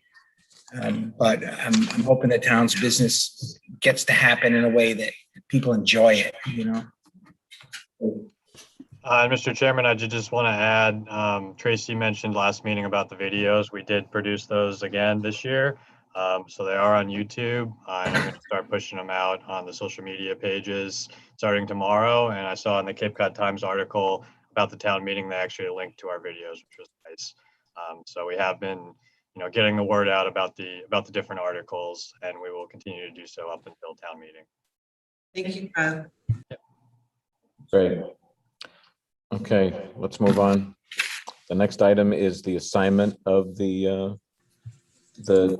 Mr. Chair, I guess this year is going to be a little bit interesting on how we divide this, seeing as there's an election, and we're not sure who our sitting board will be at the time of the town meeting, so I'm not sure how you want to handle that, I think we but should give them all to Eric. Eric's not even gonna be there. So There you go. I think that the three of us need to divide them. Sounds good. to Well, me. I mean, not, I No, just that don't, Sounds good to me. The 3 or the 4? well, I mean, Yeah, I mean, it's I- election, you don't know I'm gonna be there. That's true. I think this is it, but. No, I think the three of you. I don't know. I mean, we've never had this before because typically I it's understand. No, it's a good the point. alternate. I I'm just don't- open to suggestions. Think Eric, the honorarium, does them all. You gonna show up? I guess the parents. Oh, you kidding? I'm gonna go to the microphone. I'm gonna ramble on and on. And on. Okay.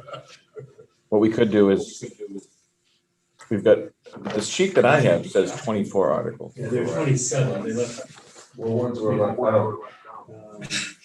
The ones that look, because I was just looking at it, 25, 26, and 27. The resolution on solarizing is 25, 26 is the energy efficiency for motor vehicles, and 27 is the town procurement requirement for design services. Those are all going to be moved by the petitioners anyway. I would assume that 23 through 27 would be moved by the petitioners. Usually one of us, yeah, either recommend or not recommend, and then, Right. okay. Because you're definitely postponing all except for 25 from the 23 through 27. The resolution, I believe you had recommended. So you don't have to worry about those. Typically, the chairman takes the budgetary, so Yep. I'm thinking So should I? 1 through 7 would at a minimum be Mark. I'm happy to do 1 through 8. Okay. Or wait a minute, why don't you do 1 through 10? Fine.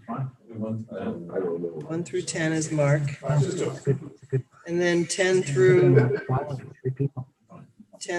20 can be Mike, and I'll do the rest. There you go. Keep talking. 11 through 20. 20.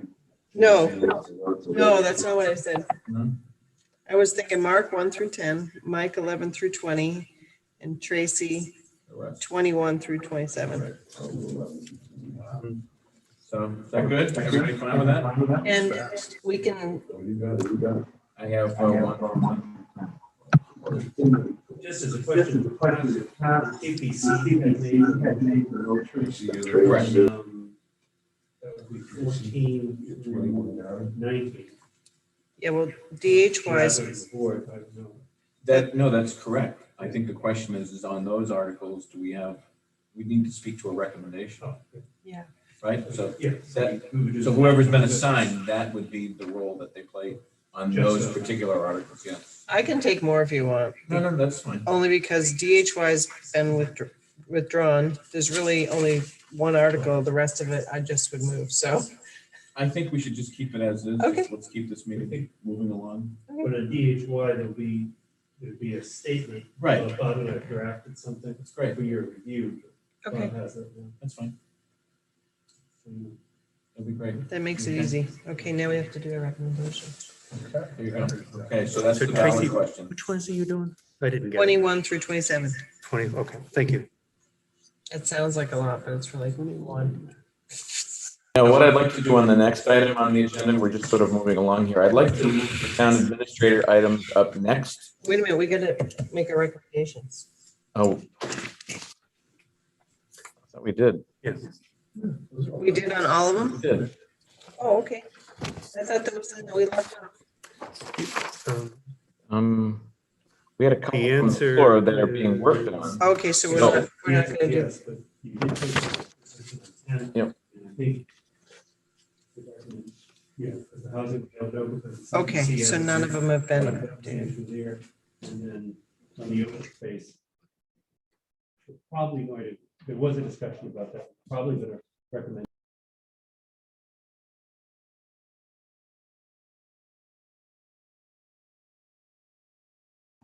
Everyone is muted right now.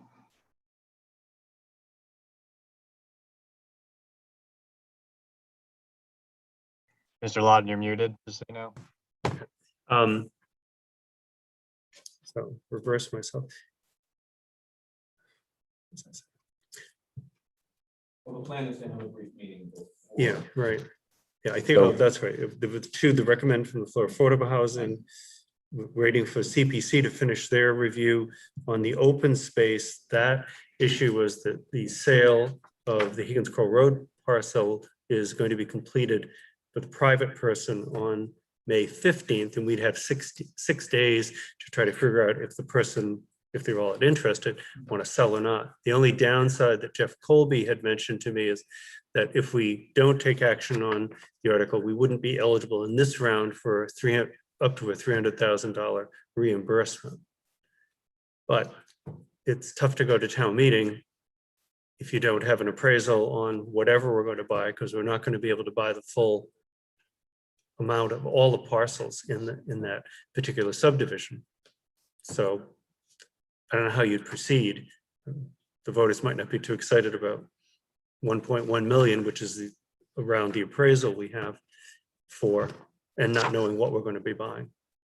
So too many ambiguities. Correct. But we are going to be meeting before the town meeting. We've posted that, yes, sir. Yep. 8 o'clock. So to the extent that there are details that are helpful terms of any deliberations, we'll Yes, have sir. a chance to deal with that. Thanks. What I'd like to do for the next item, now that we're beyond the committee articles, I guess we have a discussion on wastewater and the ballot questions. And Bob, you're going to have to help me in terms of who's speaking to this and what order. We'd like to start with Jeff to introduce the topic and then see what additional issues, concerns, questions there are. I would point out, we had a very nice session over the weekend with WXTK, and Mark did a great job leading that discussion. And listen, we're very mindful of the fact that the articles are worded with the state's language that are specified, so that when a normal person reads it, it's hard to make sense of. So what we hope to do is demystify a little bit the language, some very simple concepts going on, and we think that folks will get behind those. So if we can find, if we've got Jeff Colby with us, he's going to lead us in a discussion. Jeff is here, Kurt Sears is here. I asked that we put this on the agenda just so that we could take another crack at providing information to the public at large as to exactly what these ballot questions, particularly the first two, what they mean. As Bob said, they're loaded with jargon and someone needs to translate them in English. So we'll just spend a little bit of time on this. This shouldn't be a lengthy discussion item. So Mr. Colby. Yes, thank you, Mr. Chair. I'm happy to walk through these ballot questions. The vote, of course, is on the 18th, which is a week from today. And the first number one question is the Water Infrastructure Investment Fund, also a fund we've been calling the WIF. And that's authorized under Chapter 40, Section 39M of the Mass General Laws. It is a 0.78% surcharge, so it functions in similar regards to the CPA. It will generate approximately $500,000 in revenue per year, and it's a key component to our wastewater financing plan. It's just one piece. Some of the other pieces, of course, are a user fee, the Water Protection Fund, short-term rental fees that can be shepherded towards wastewater betterments, as well as some other local receipts. So it is a menu of funding sources, but the WIF is certainly one important piece. This is the second step. The first step was approved in the fall 2020 town meeting, but it also needs a ballot vote, which would again be the 18th to be effective. And we have worked with the Water Resource Advisory Committee to do some outreach. We put together a postcard mailer that will be sent out this week to all residences. And so that is an overview on question one. I'm happy to pause here if you want to have some discussion about this, or I can move on to the second question, however you'd like to handle that. Do any board members want to address or deal with any questions here for this question number one? Mike? Ann? I'll go to Mr. Stone first, and then I'll come on this side. I don't know.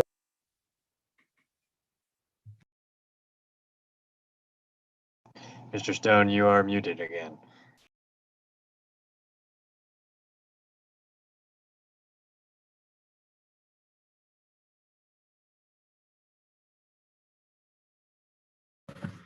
Most of it.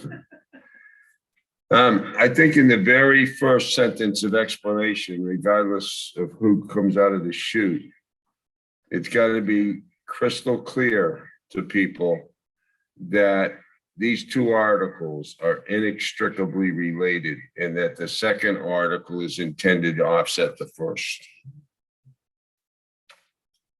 Because if there's any hesitancy at all to see the offsetting benefit of Article 2 and you see a 0.78% tax increase, the answer is no.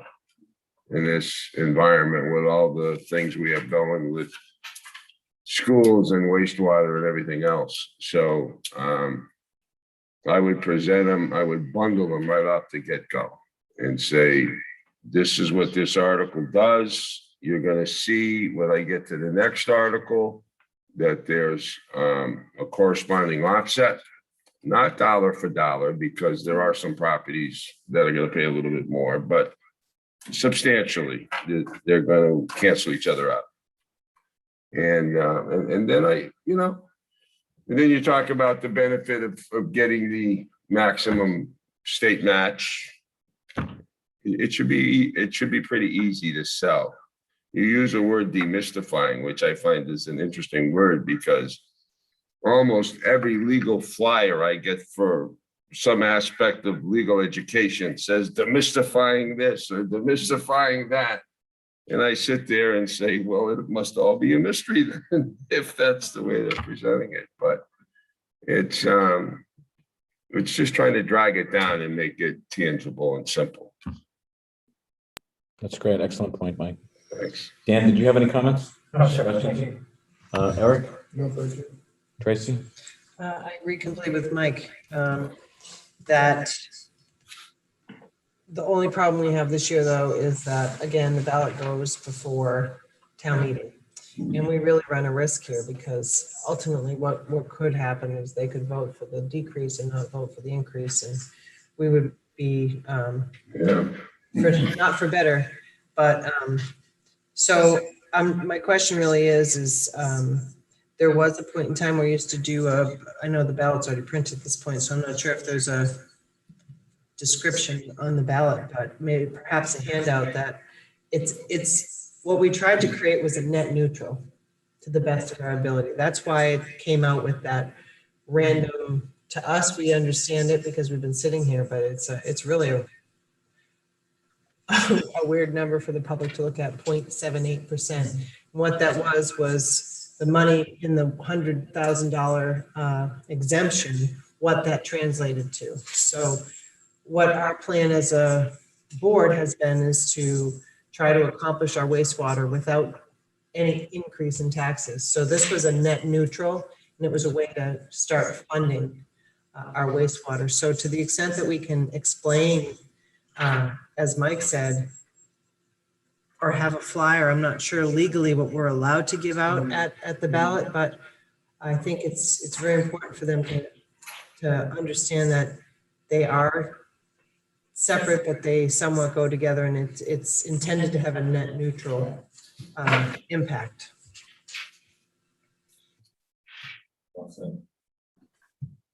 I'm not sure if there's something prepared. I think we're limited in terms of the material that we could leave at the polls. I think that has to be really checked.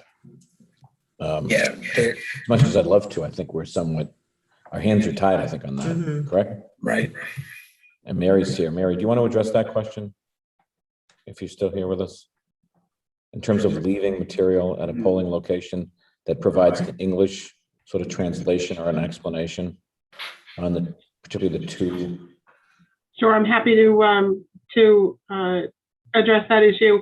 Yes. We are 100% limited on what we can pass out. We cannot encourage the ballot, encourage anyone to vote a particular way in a ballot question. We're under state law, prohibited from using taxpayer funds to do that. We can simply do informational items, which I believe Mr. Colby is done with his mailing. And, you know, I know he has, that mailing was carefully worded and was vetted before it went out. So as far as handing out leaflets at the polling locations, I think we're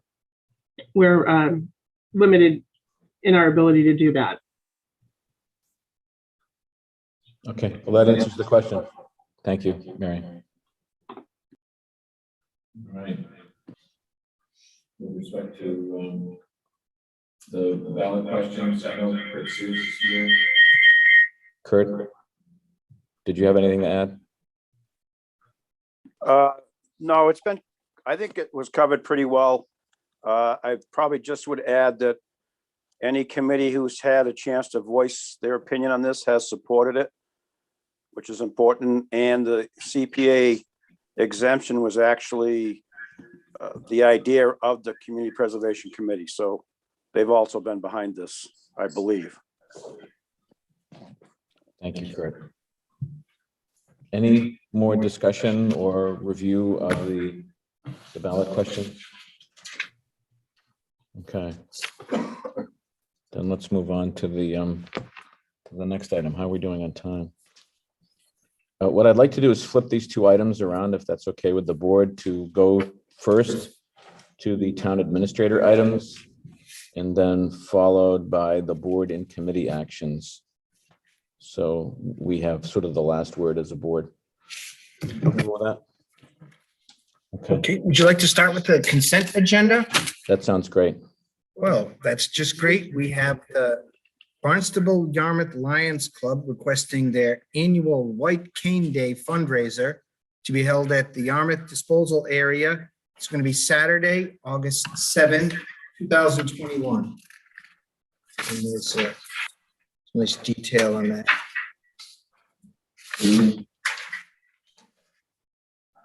Do I have a motion on the consent agenda? I'll move the consent agenda, Mr. Chairman. I have a motion and a second. Any discussion? Hearing none. All those in favor, roll call vote. Dan Horgan. Aye. Mike Stone. Aye.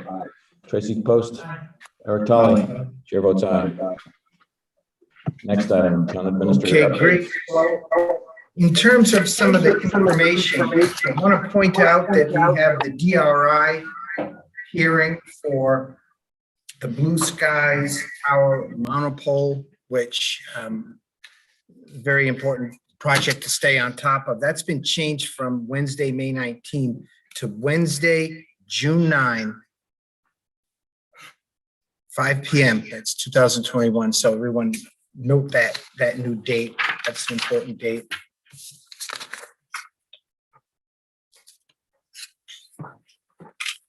I had a couple of items I just wanted to call to the board's attention. You know, this past week, we had a very important public infrastructure contract that was a bid awarded to the J.W. Dubus and Sons Company in the amount of $683,030 for the Higgins Kroll Road Shared Use Path construction.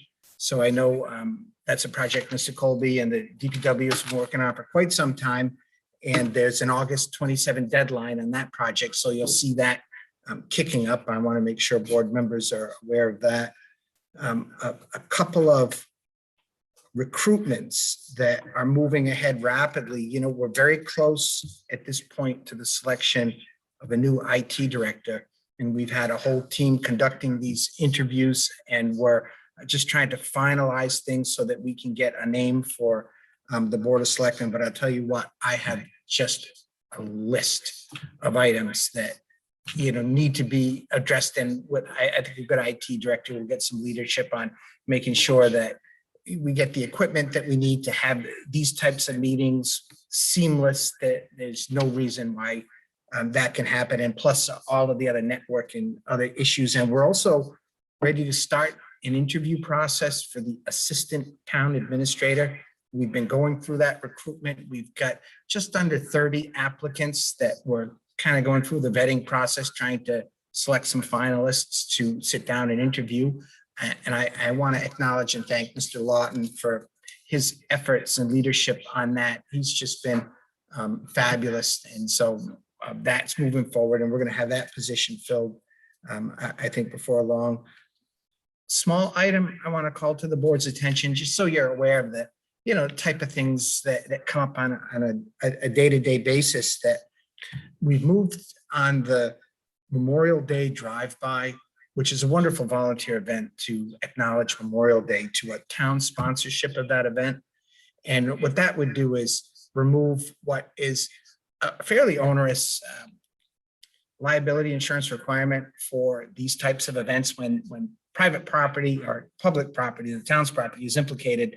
Our general policy is to have the full, blown protections for the town and things. But, every now and again, you get these events that are done by volunteers with no commercial interests whatsoever and no ability to raise the capital for liability insurance. And I want to thank, the folks that called this to our attention and had us take a close look at it. And so in the event that we have some of these volunteer efforts that we really want to sponsor as a community, we're going to work on developing a policy so that we can do that, because, we don't want to sacrifice the types of events that make our community such a valuable place and so special. So that's just a small thing I wanted to mention. And we talked a lot already about some of the issues for the outreach, and we're really ramping up the election town meeting. Maybe we got off to a slow start, but there's a lot of people working on that.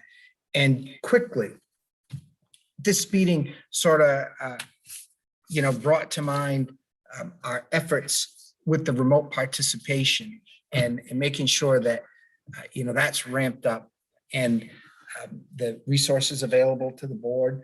And, what we want to do is make sure that board members have consistent, stable platforms and equipment so that everyone can be heard the same. Everyone can be seen the same, that whether you're all together or at remote locations, we don't want to have a blurry selectman and another selectman we can't hear. And so to that end, we actually have funding available to make those upgrades. So what I wanted to inform board members, I've been working with our IT staff to make sure that we have upgraded equipment that is available, and it's fairly low cost, paid for entirely by the federal COVID-19 funds. But we've set up some laptops that, and I know board members have their individual personal laptops. There's some older laptops that have come from the town, but I think it's a good time now that we're ramping up what we're doing to upgrade those. And so what we'd like to do is we have set up, and we can provide to each selectman a newer laptop, one that we know has the modern camera, modern sound, the most up-to-date remote participation software, so that everyone can have that consistency. And I think that that'll help with the professionalism of the overall broadcast. So I'd like to get that program rolling, and we have those units available to members of the Board of Selectmen now. And so we'll be working with you to distribute those. And that's all I had for tonight, just a smattering. Any board members have any questions?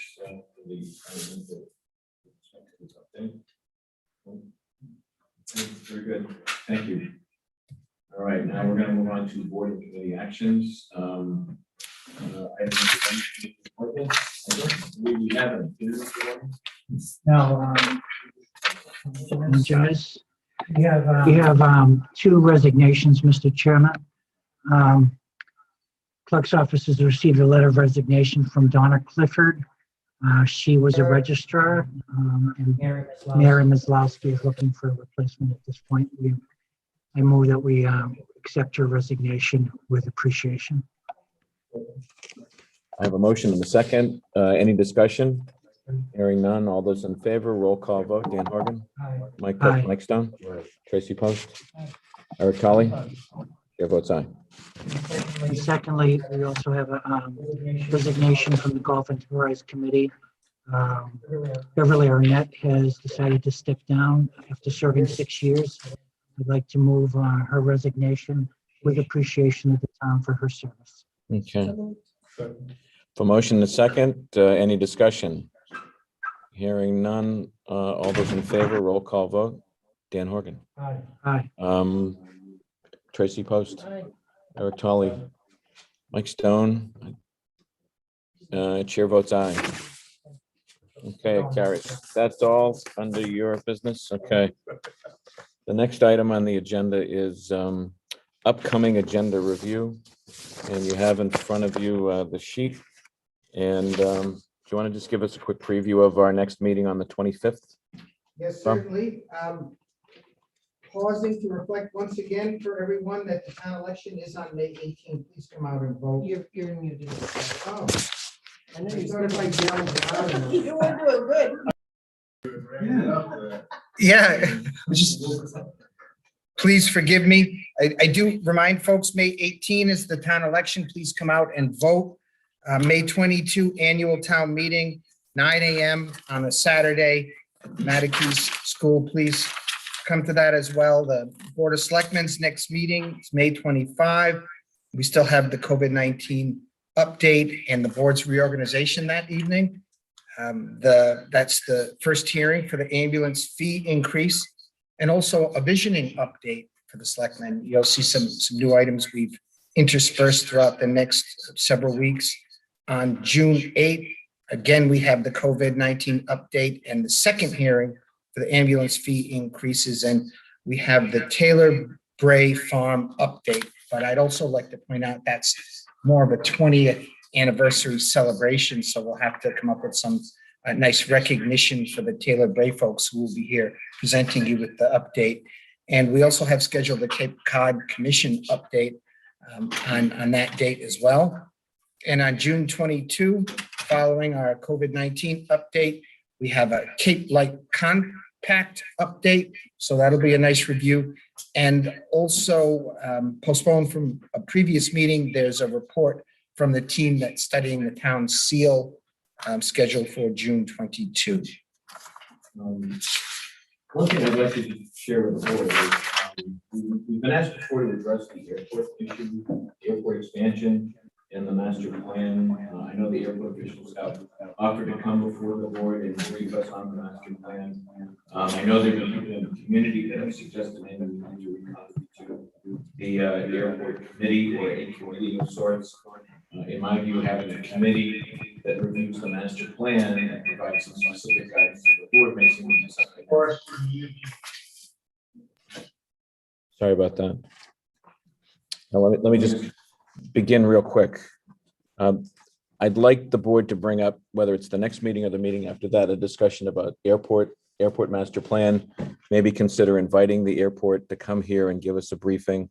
There's been discussion about maybe having an airport committee. In my estimation, at least having a committee that reviews the master plan and provides advice to the board may very well be in order for discussion. The other item is that that's related to this is potentially the need for help, technical expertise, because most of the what's being proposed, there may be a level of complexity where if a committee's working on it and they had the ability to at least be guided by staff. I mean, I guess what I'm getting at is I think it'd be helpful to discuss staff support or consultant support for any kind of committee so that the advice that we get can be vetted and can provide some clarity on some of the issues of potential impact, mitigation measures that may be needed. Some of these things that relate to the proposed expansion and the master plan are things that may require some support and help. So I just want to put that out there and suggest that we bring that up at a future meeting. That's all. So the next item on the agenda before we adjourn is individual items. And I know this is Selectman Tolley's last meeting. And I wanted to have a chance to tonight to reflect a little bit on his outstanding service to the town. So I'm going to start with individual members. I'm going to start with you, Mr. Horgan, for some comments. Eric, of course, had the amount of time to serve on the same board with you. This is first occasion I've actually had to serve on the same board with you, but we've crossed paths for the last 20 years. You've been serving this town in one capacity or another, planning board, I know before this. I don't know that anybody who hasn't gone through this process of election and sat on a board like this can appreciate the amount of dedication and time that it takes. And I want to thank you for that. I want to thank you for your leadership. I understand that you were chairman for 10 years, which is really 6. Okay. Even 6 is, it's just that level of involvement as a chairperson is even doubly is invested in terms of time and energy with this town staff and preparing the agenda for the Board of Selectmen. I think, Eric, the thing that I've most appreciated about our working together is that, I've always found that, you and I don't always see through the same lens. But at the same time, I've found it extremely pleasing that we are able to sit here at the same dais and to have respectful conversations about issues and learn from one another, begin to appreciate aspects of an issue that we hadn't considered before. I know in my time, my short span here, that I have learned things from you. And I think, of course, this is the model that we would like to see statewide and nationally. But I want to thank you for the professionalism that you've brought to this position, and for the leadership, and for the just the gentlemanly nature that you have handled yourself in all of the town's affairs. Thank you, and I wish you a wonderful retirement, and expect that you'll be on the planning board in no time. Mr. Stone, the floor is yours. And I'm going to ask you to unmute yourself. Yeah, I would. I think we all want to hear it. All right, can you hear me now? Yes. I'm not good at these kinds of things. I have tremendous respect for the dedication that Eric has shown to the town, not only as a member of the Board of Selectmen and a leader on the Board of Selectmen for 6 years as chair, which is pretty much unprecedented. And I'm going to digress for a minute. I remember the last year that after 5 years, Eric came into the meeting and says, I'm done. I'd like to nominate someone else for chairman. And it became readily apparent going around the table that nobody could get more than 2 votes. And Norm Holcomb then turned around to Eric and said, would you consider another year? And then he got unanimously approved for a 6th term. So, I mean, that speaks a lot about how the board perceived his leadership role, and how important that was to the functioning of the board. I was involved heavily in youth sports and recreation when my kids were small. And I know what kind of a sacrifice that is. I know how much it takes away from family. But to be a selectman and do that is even more difficult. And I know that you paid some heavy dues on the home front, as well as professionally. I know that, being a professional myself, it limits your employment opportunities of being a member of this board. So there's a sacrifice there. It was a big sacrifice at the family level. And then there's a sacrifice of the wear and tear of, 12 years of, how many? 12 years of sitting here and putting yourself out there, really. That's what you have to do when you're a selectman. You have to make some tough decisions. But I think the thing about you that I admire the most is when you agree with me. the light kind of goes on, those are the precious moments I'll always remember. But no, seriously, I really much enjoyed going through the process with you of interviewing for our town administrator. That was a lot of fun, and we worked well together, and I think we did a good job screening candidates and bringing Bob Whitnauer to the town. And then negotiating the contracts with him and with Dan. I think, I had a chance to really work closely with you, and I really respected the very deliberate thinking process that you go through. I got to enjoy that on a personal level. So, I mean, I could talk forever almost about anything. But honestly, these commendations are just the tip of the iceberg, and you've done a very commendable job, and the town is very much in your debt. Thank you. Thank you very much. Now, how do you follow that? Well, I agree with everything that has been said by Dan and by Mike. 12 years is a lot of time to give the town, to give a job like this, to give a lot.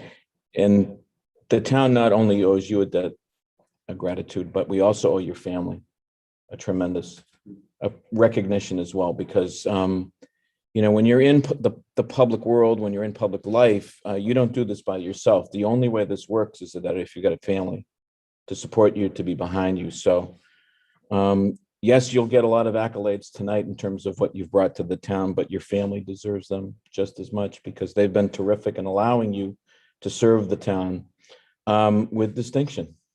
I mean, I mean that seriously.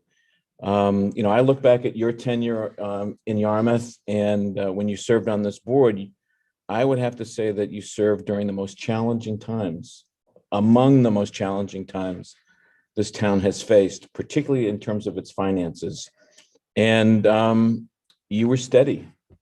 You provided tremendous leadership during a time of crisis, and quite frankly, your success in doing that has actually built a very strong foundation that we're building future successes from. And so I look in the years ahead that as Yarmouth continues to progress and move forward, that the work that you did, I certainly will never forget, because those are tough decisions. They're very, very difficult. And, you stood tall, so to speak, in terms of making those decisions. People in town, you heard tonight, Eric Tolley is a voice of reason. Eric Tolley is tried and true. Eric Tolley has an unwavering passion for the town of Yarmouth.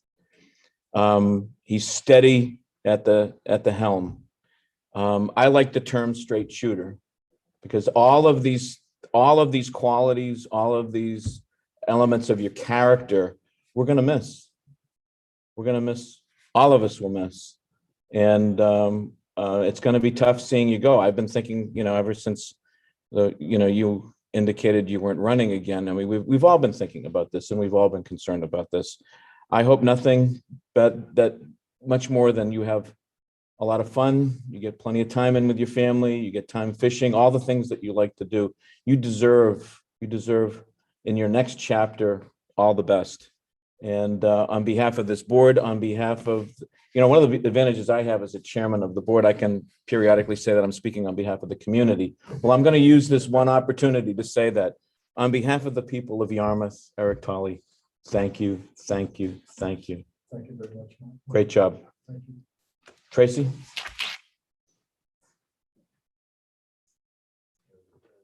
No, I don't have anything prepared. How can I prepare? Bob did get me some tissues, but he's been quite ornery tonight, so I don't think I'm gonna need them. I was trying to help you. You're always trying to help. What can I say? Everything that's been said is so true. Our friendship goes beyond this board and has long before we were sitting here. We served together in the planning board, and I don't know how many years that was. He was away for his first year here. And then I came, so It'll be weird for me to serve on this board without you. It's been 11 years with you sitting next to me. You've been, I always say when you serve and, our whole goal is to leave this world, leave this place better than when we found it. And, you certainly did that. There's so many things that we could talk about the last 12 years that you've accomplished, but honestly, your family and your boys, you've been a role model for them. No matter what you've said, you've done it. They've watched you all of their years. And to Deanne. So I did talk to Deanne when Bob talked about maybe a parting present, and I said to him, "Oh my God, don't give him one of those chairs." He bitched about that chair every meeting. His butt. By the way. I know. I'm okay. Those chairs were awful. He hated those chairs, and I said, "You cannot give him a parting gift of the chair." So Deanne told us something that was near and dear to your heart. Uh-oh. So on behalf of the town, there's that and a card. It'll have a little. Do you want me to do this now? Sure, but I just want to say, personally and professionally, you are somebody I truly admire and look up to, and I'm going to miss you. Thank you. I'll read that a little more thoroughly later.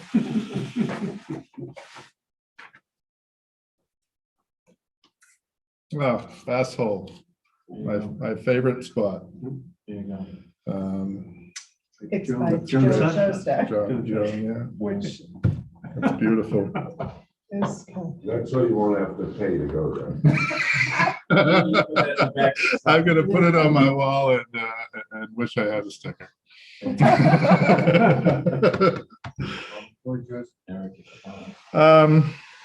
Let's not make this long. No, keep it quick. Thank you all very much for the kind words. Those are difficult to hear. I mean, it's just not something that we're accustomed to as people, is hearing other people say nice things about us. But this is a bittersweet night for me. I once heard somebody say that 2 martinis wasn't quite enough and 3 was too many. And this 4th term has kind of been like my 4th martini.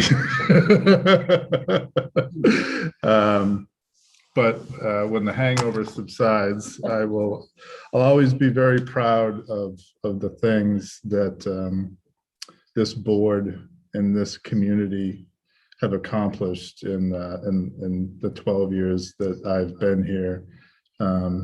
Things that will be lasting and endure long after my time and my time here and my name have been forgotten.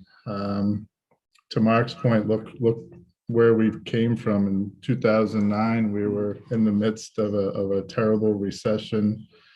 We've seen blizzards and tornadoes, and we're building bridges, and we've built rail trails, and we've hired police chiefs, 27 town administrators, fire chiefs. And, this it's all been great work of this board, and then the people I have served on this board with, all of you, Suzanne, Jerry, Jim Quirk, Jim Hoban, Bud, Kurt. Am I leaving anybody out? It's just Norman, great people. And I am honored to have been able to have worked with you all. It's been a great privilege. This experience has changed me as a person so much that I can't even put it into words. And I want to thank the staff here, all of you. Bob, we were joking earlier, I came in while you were in that chair 12 years ago, and now you've got a demoted and you're over here. Maybe. But most of all, I want to thank the people of this town. you know, we are just a board, but it's really the people of the community that make this town function. And, you know, we have a very unique system of government here. I think it's probably the best system, gives everybody the opportunity to be involved. I encourage everybody to be involved. So I owe all of the people of this town a great debt of gratitude for allowing me to sit behind this table for the last 12 years. And I just hope that everyone knows, you know, Dan, a little bit to your point, you know, whether or not you have agreed with things I've said or votes that I've made, that's fine. We don't have to agree on everything, but I just hope that beyond that is, you know, respect for the fact that I always voted for and the things that I thought were in the best interest of this town. And I don't think that many politicians can say that they had no regrets. I don't regret any vote I've ever taken. I don't regret anything I've ever said. I've never lost any sleep wishing I had voted differently or hadn't said something. I think that I've always been right up front, honest. Honesty isn't always a good thing, but sometimes I come across as a little harsh, but that's just the way I am. And lastly, I want to thank my family. You know, when I started on this board, my boys were 6 and 8, and they're going to be 18 and 20 this summer. And I missed a lot of baseball games and hockey games and football games so that I could be here. I think I spent my 15th anniversary in town meeting. So to your point, my family has been very supportive, and I'm very appreciative of that. But that's all. I mean, I'm leaving the town in great hands. We're in great shape. Regardless of who fills this seat, you know, I have the utmost confidence that they will do a fantastic job, bring fresh ideas and perspectives to this position. So all I want to leave everybody with is thank you very much. And again, thank you for allowing me to sit in this chair and to represent you and to try to have a very small hand in shaping this town and its future. So thank you. Thank you. So to end the meeting tonight, you're going to get the last word. Motion to adjourn. So moved. Second. Any discussion? Hearing none. Roll call vote. Dan Horgan. Aye. Mike Stone. Abstain. Chair votes aye. Tracy Post. Aye. And Eric Toll.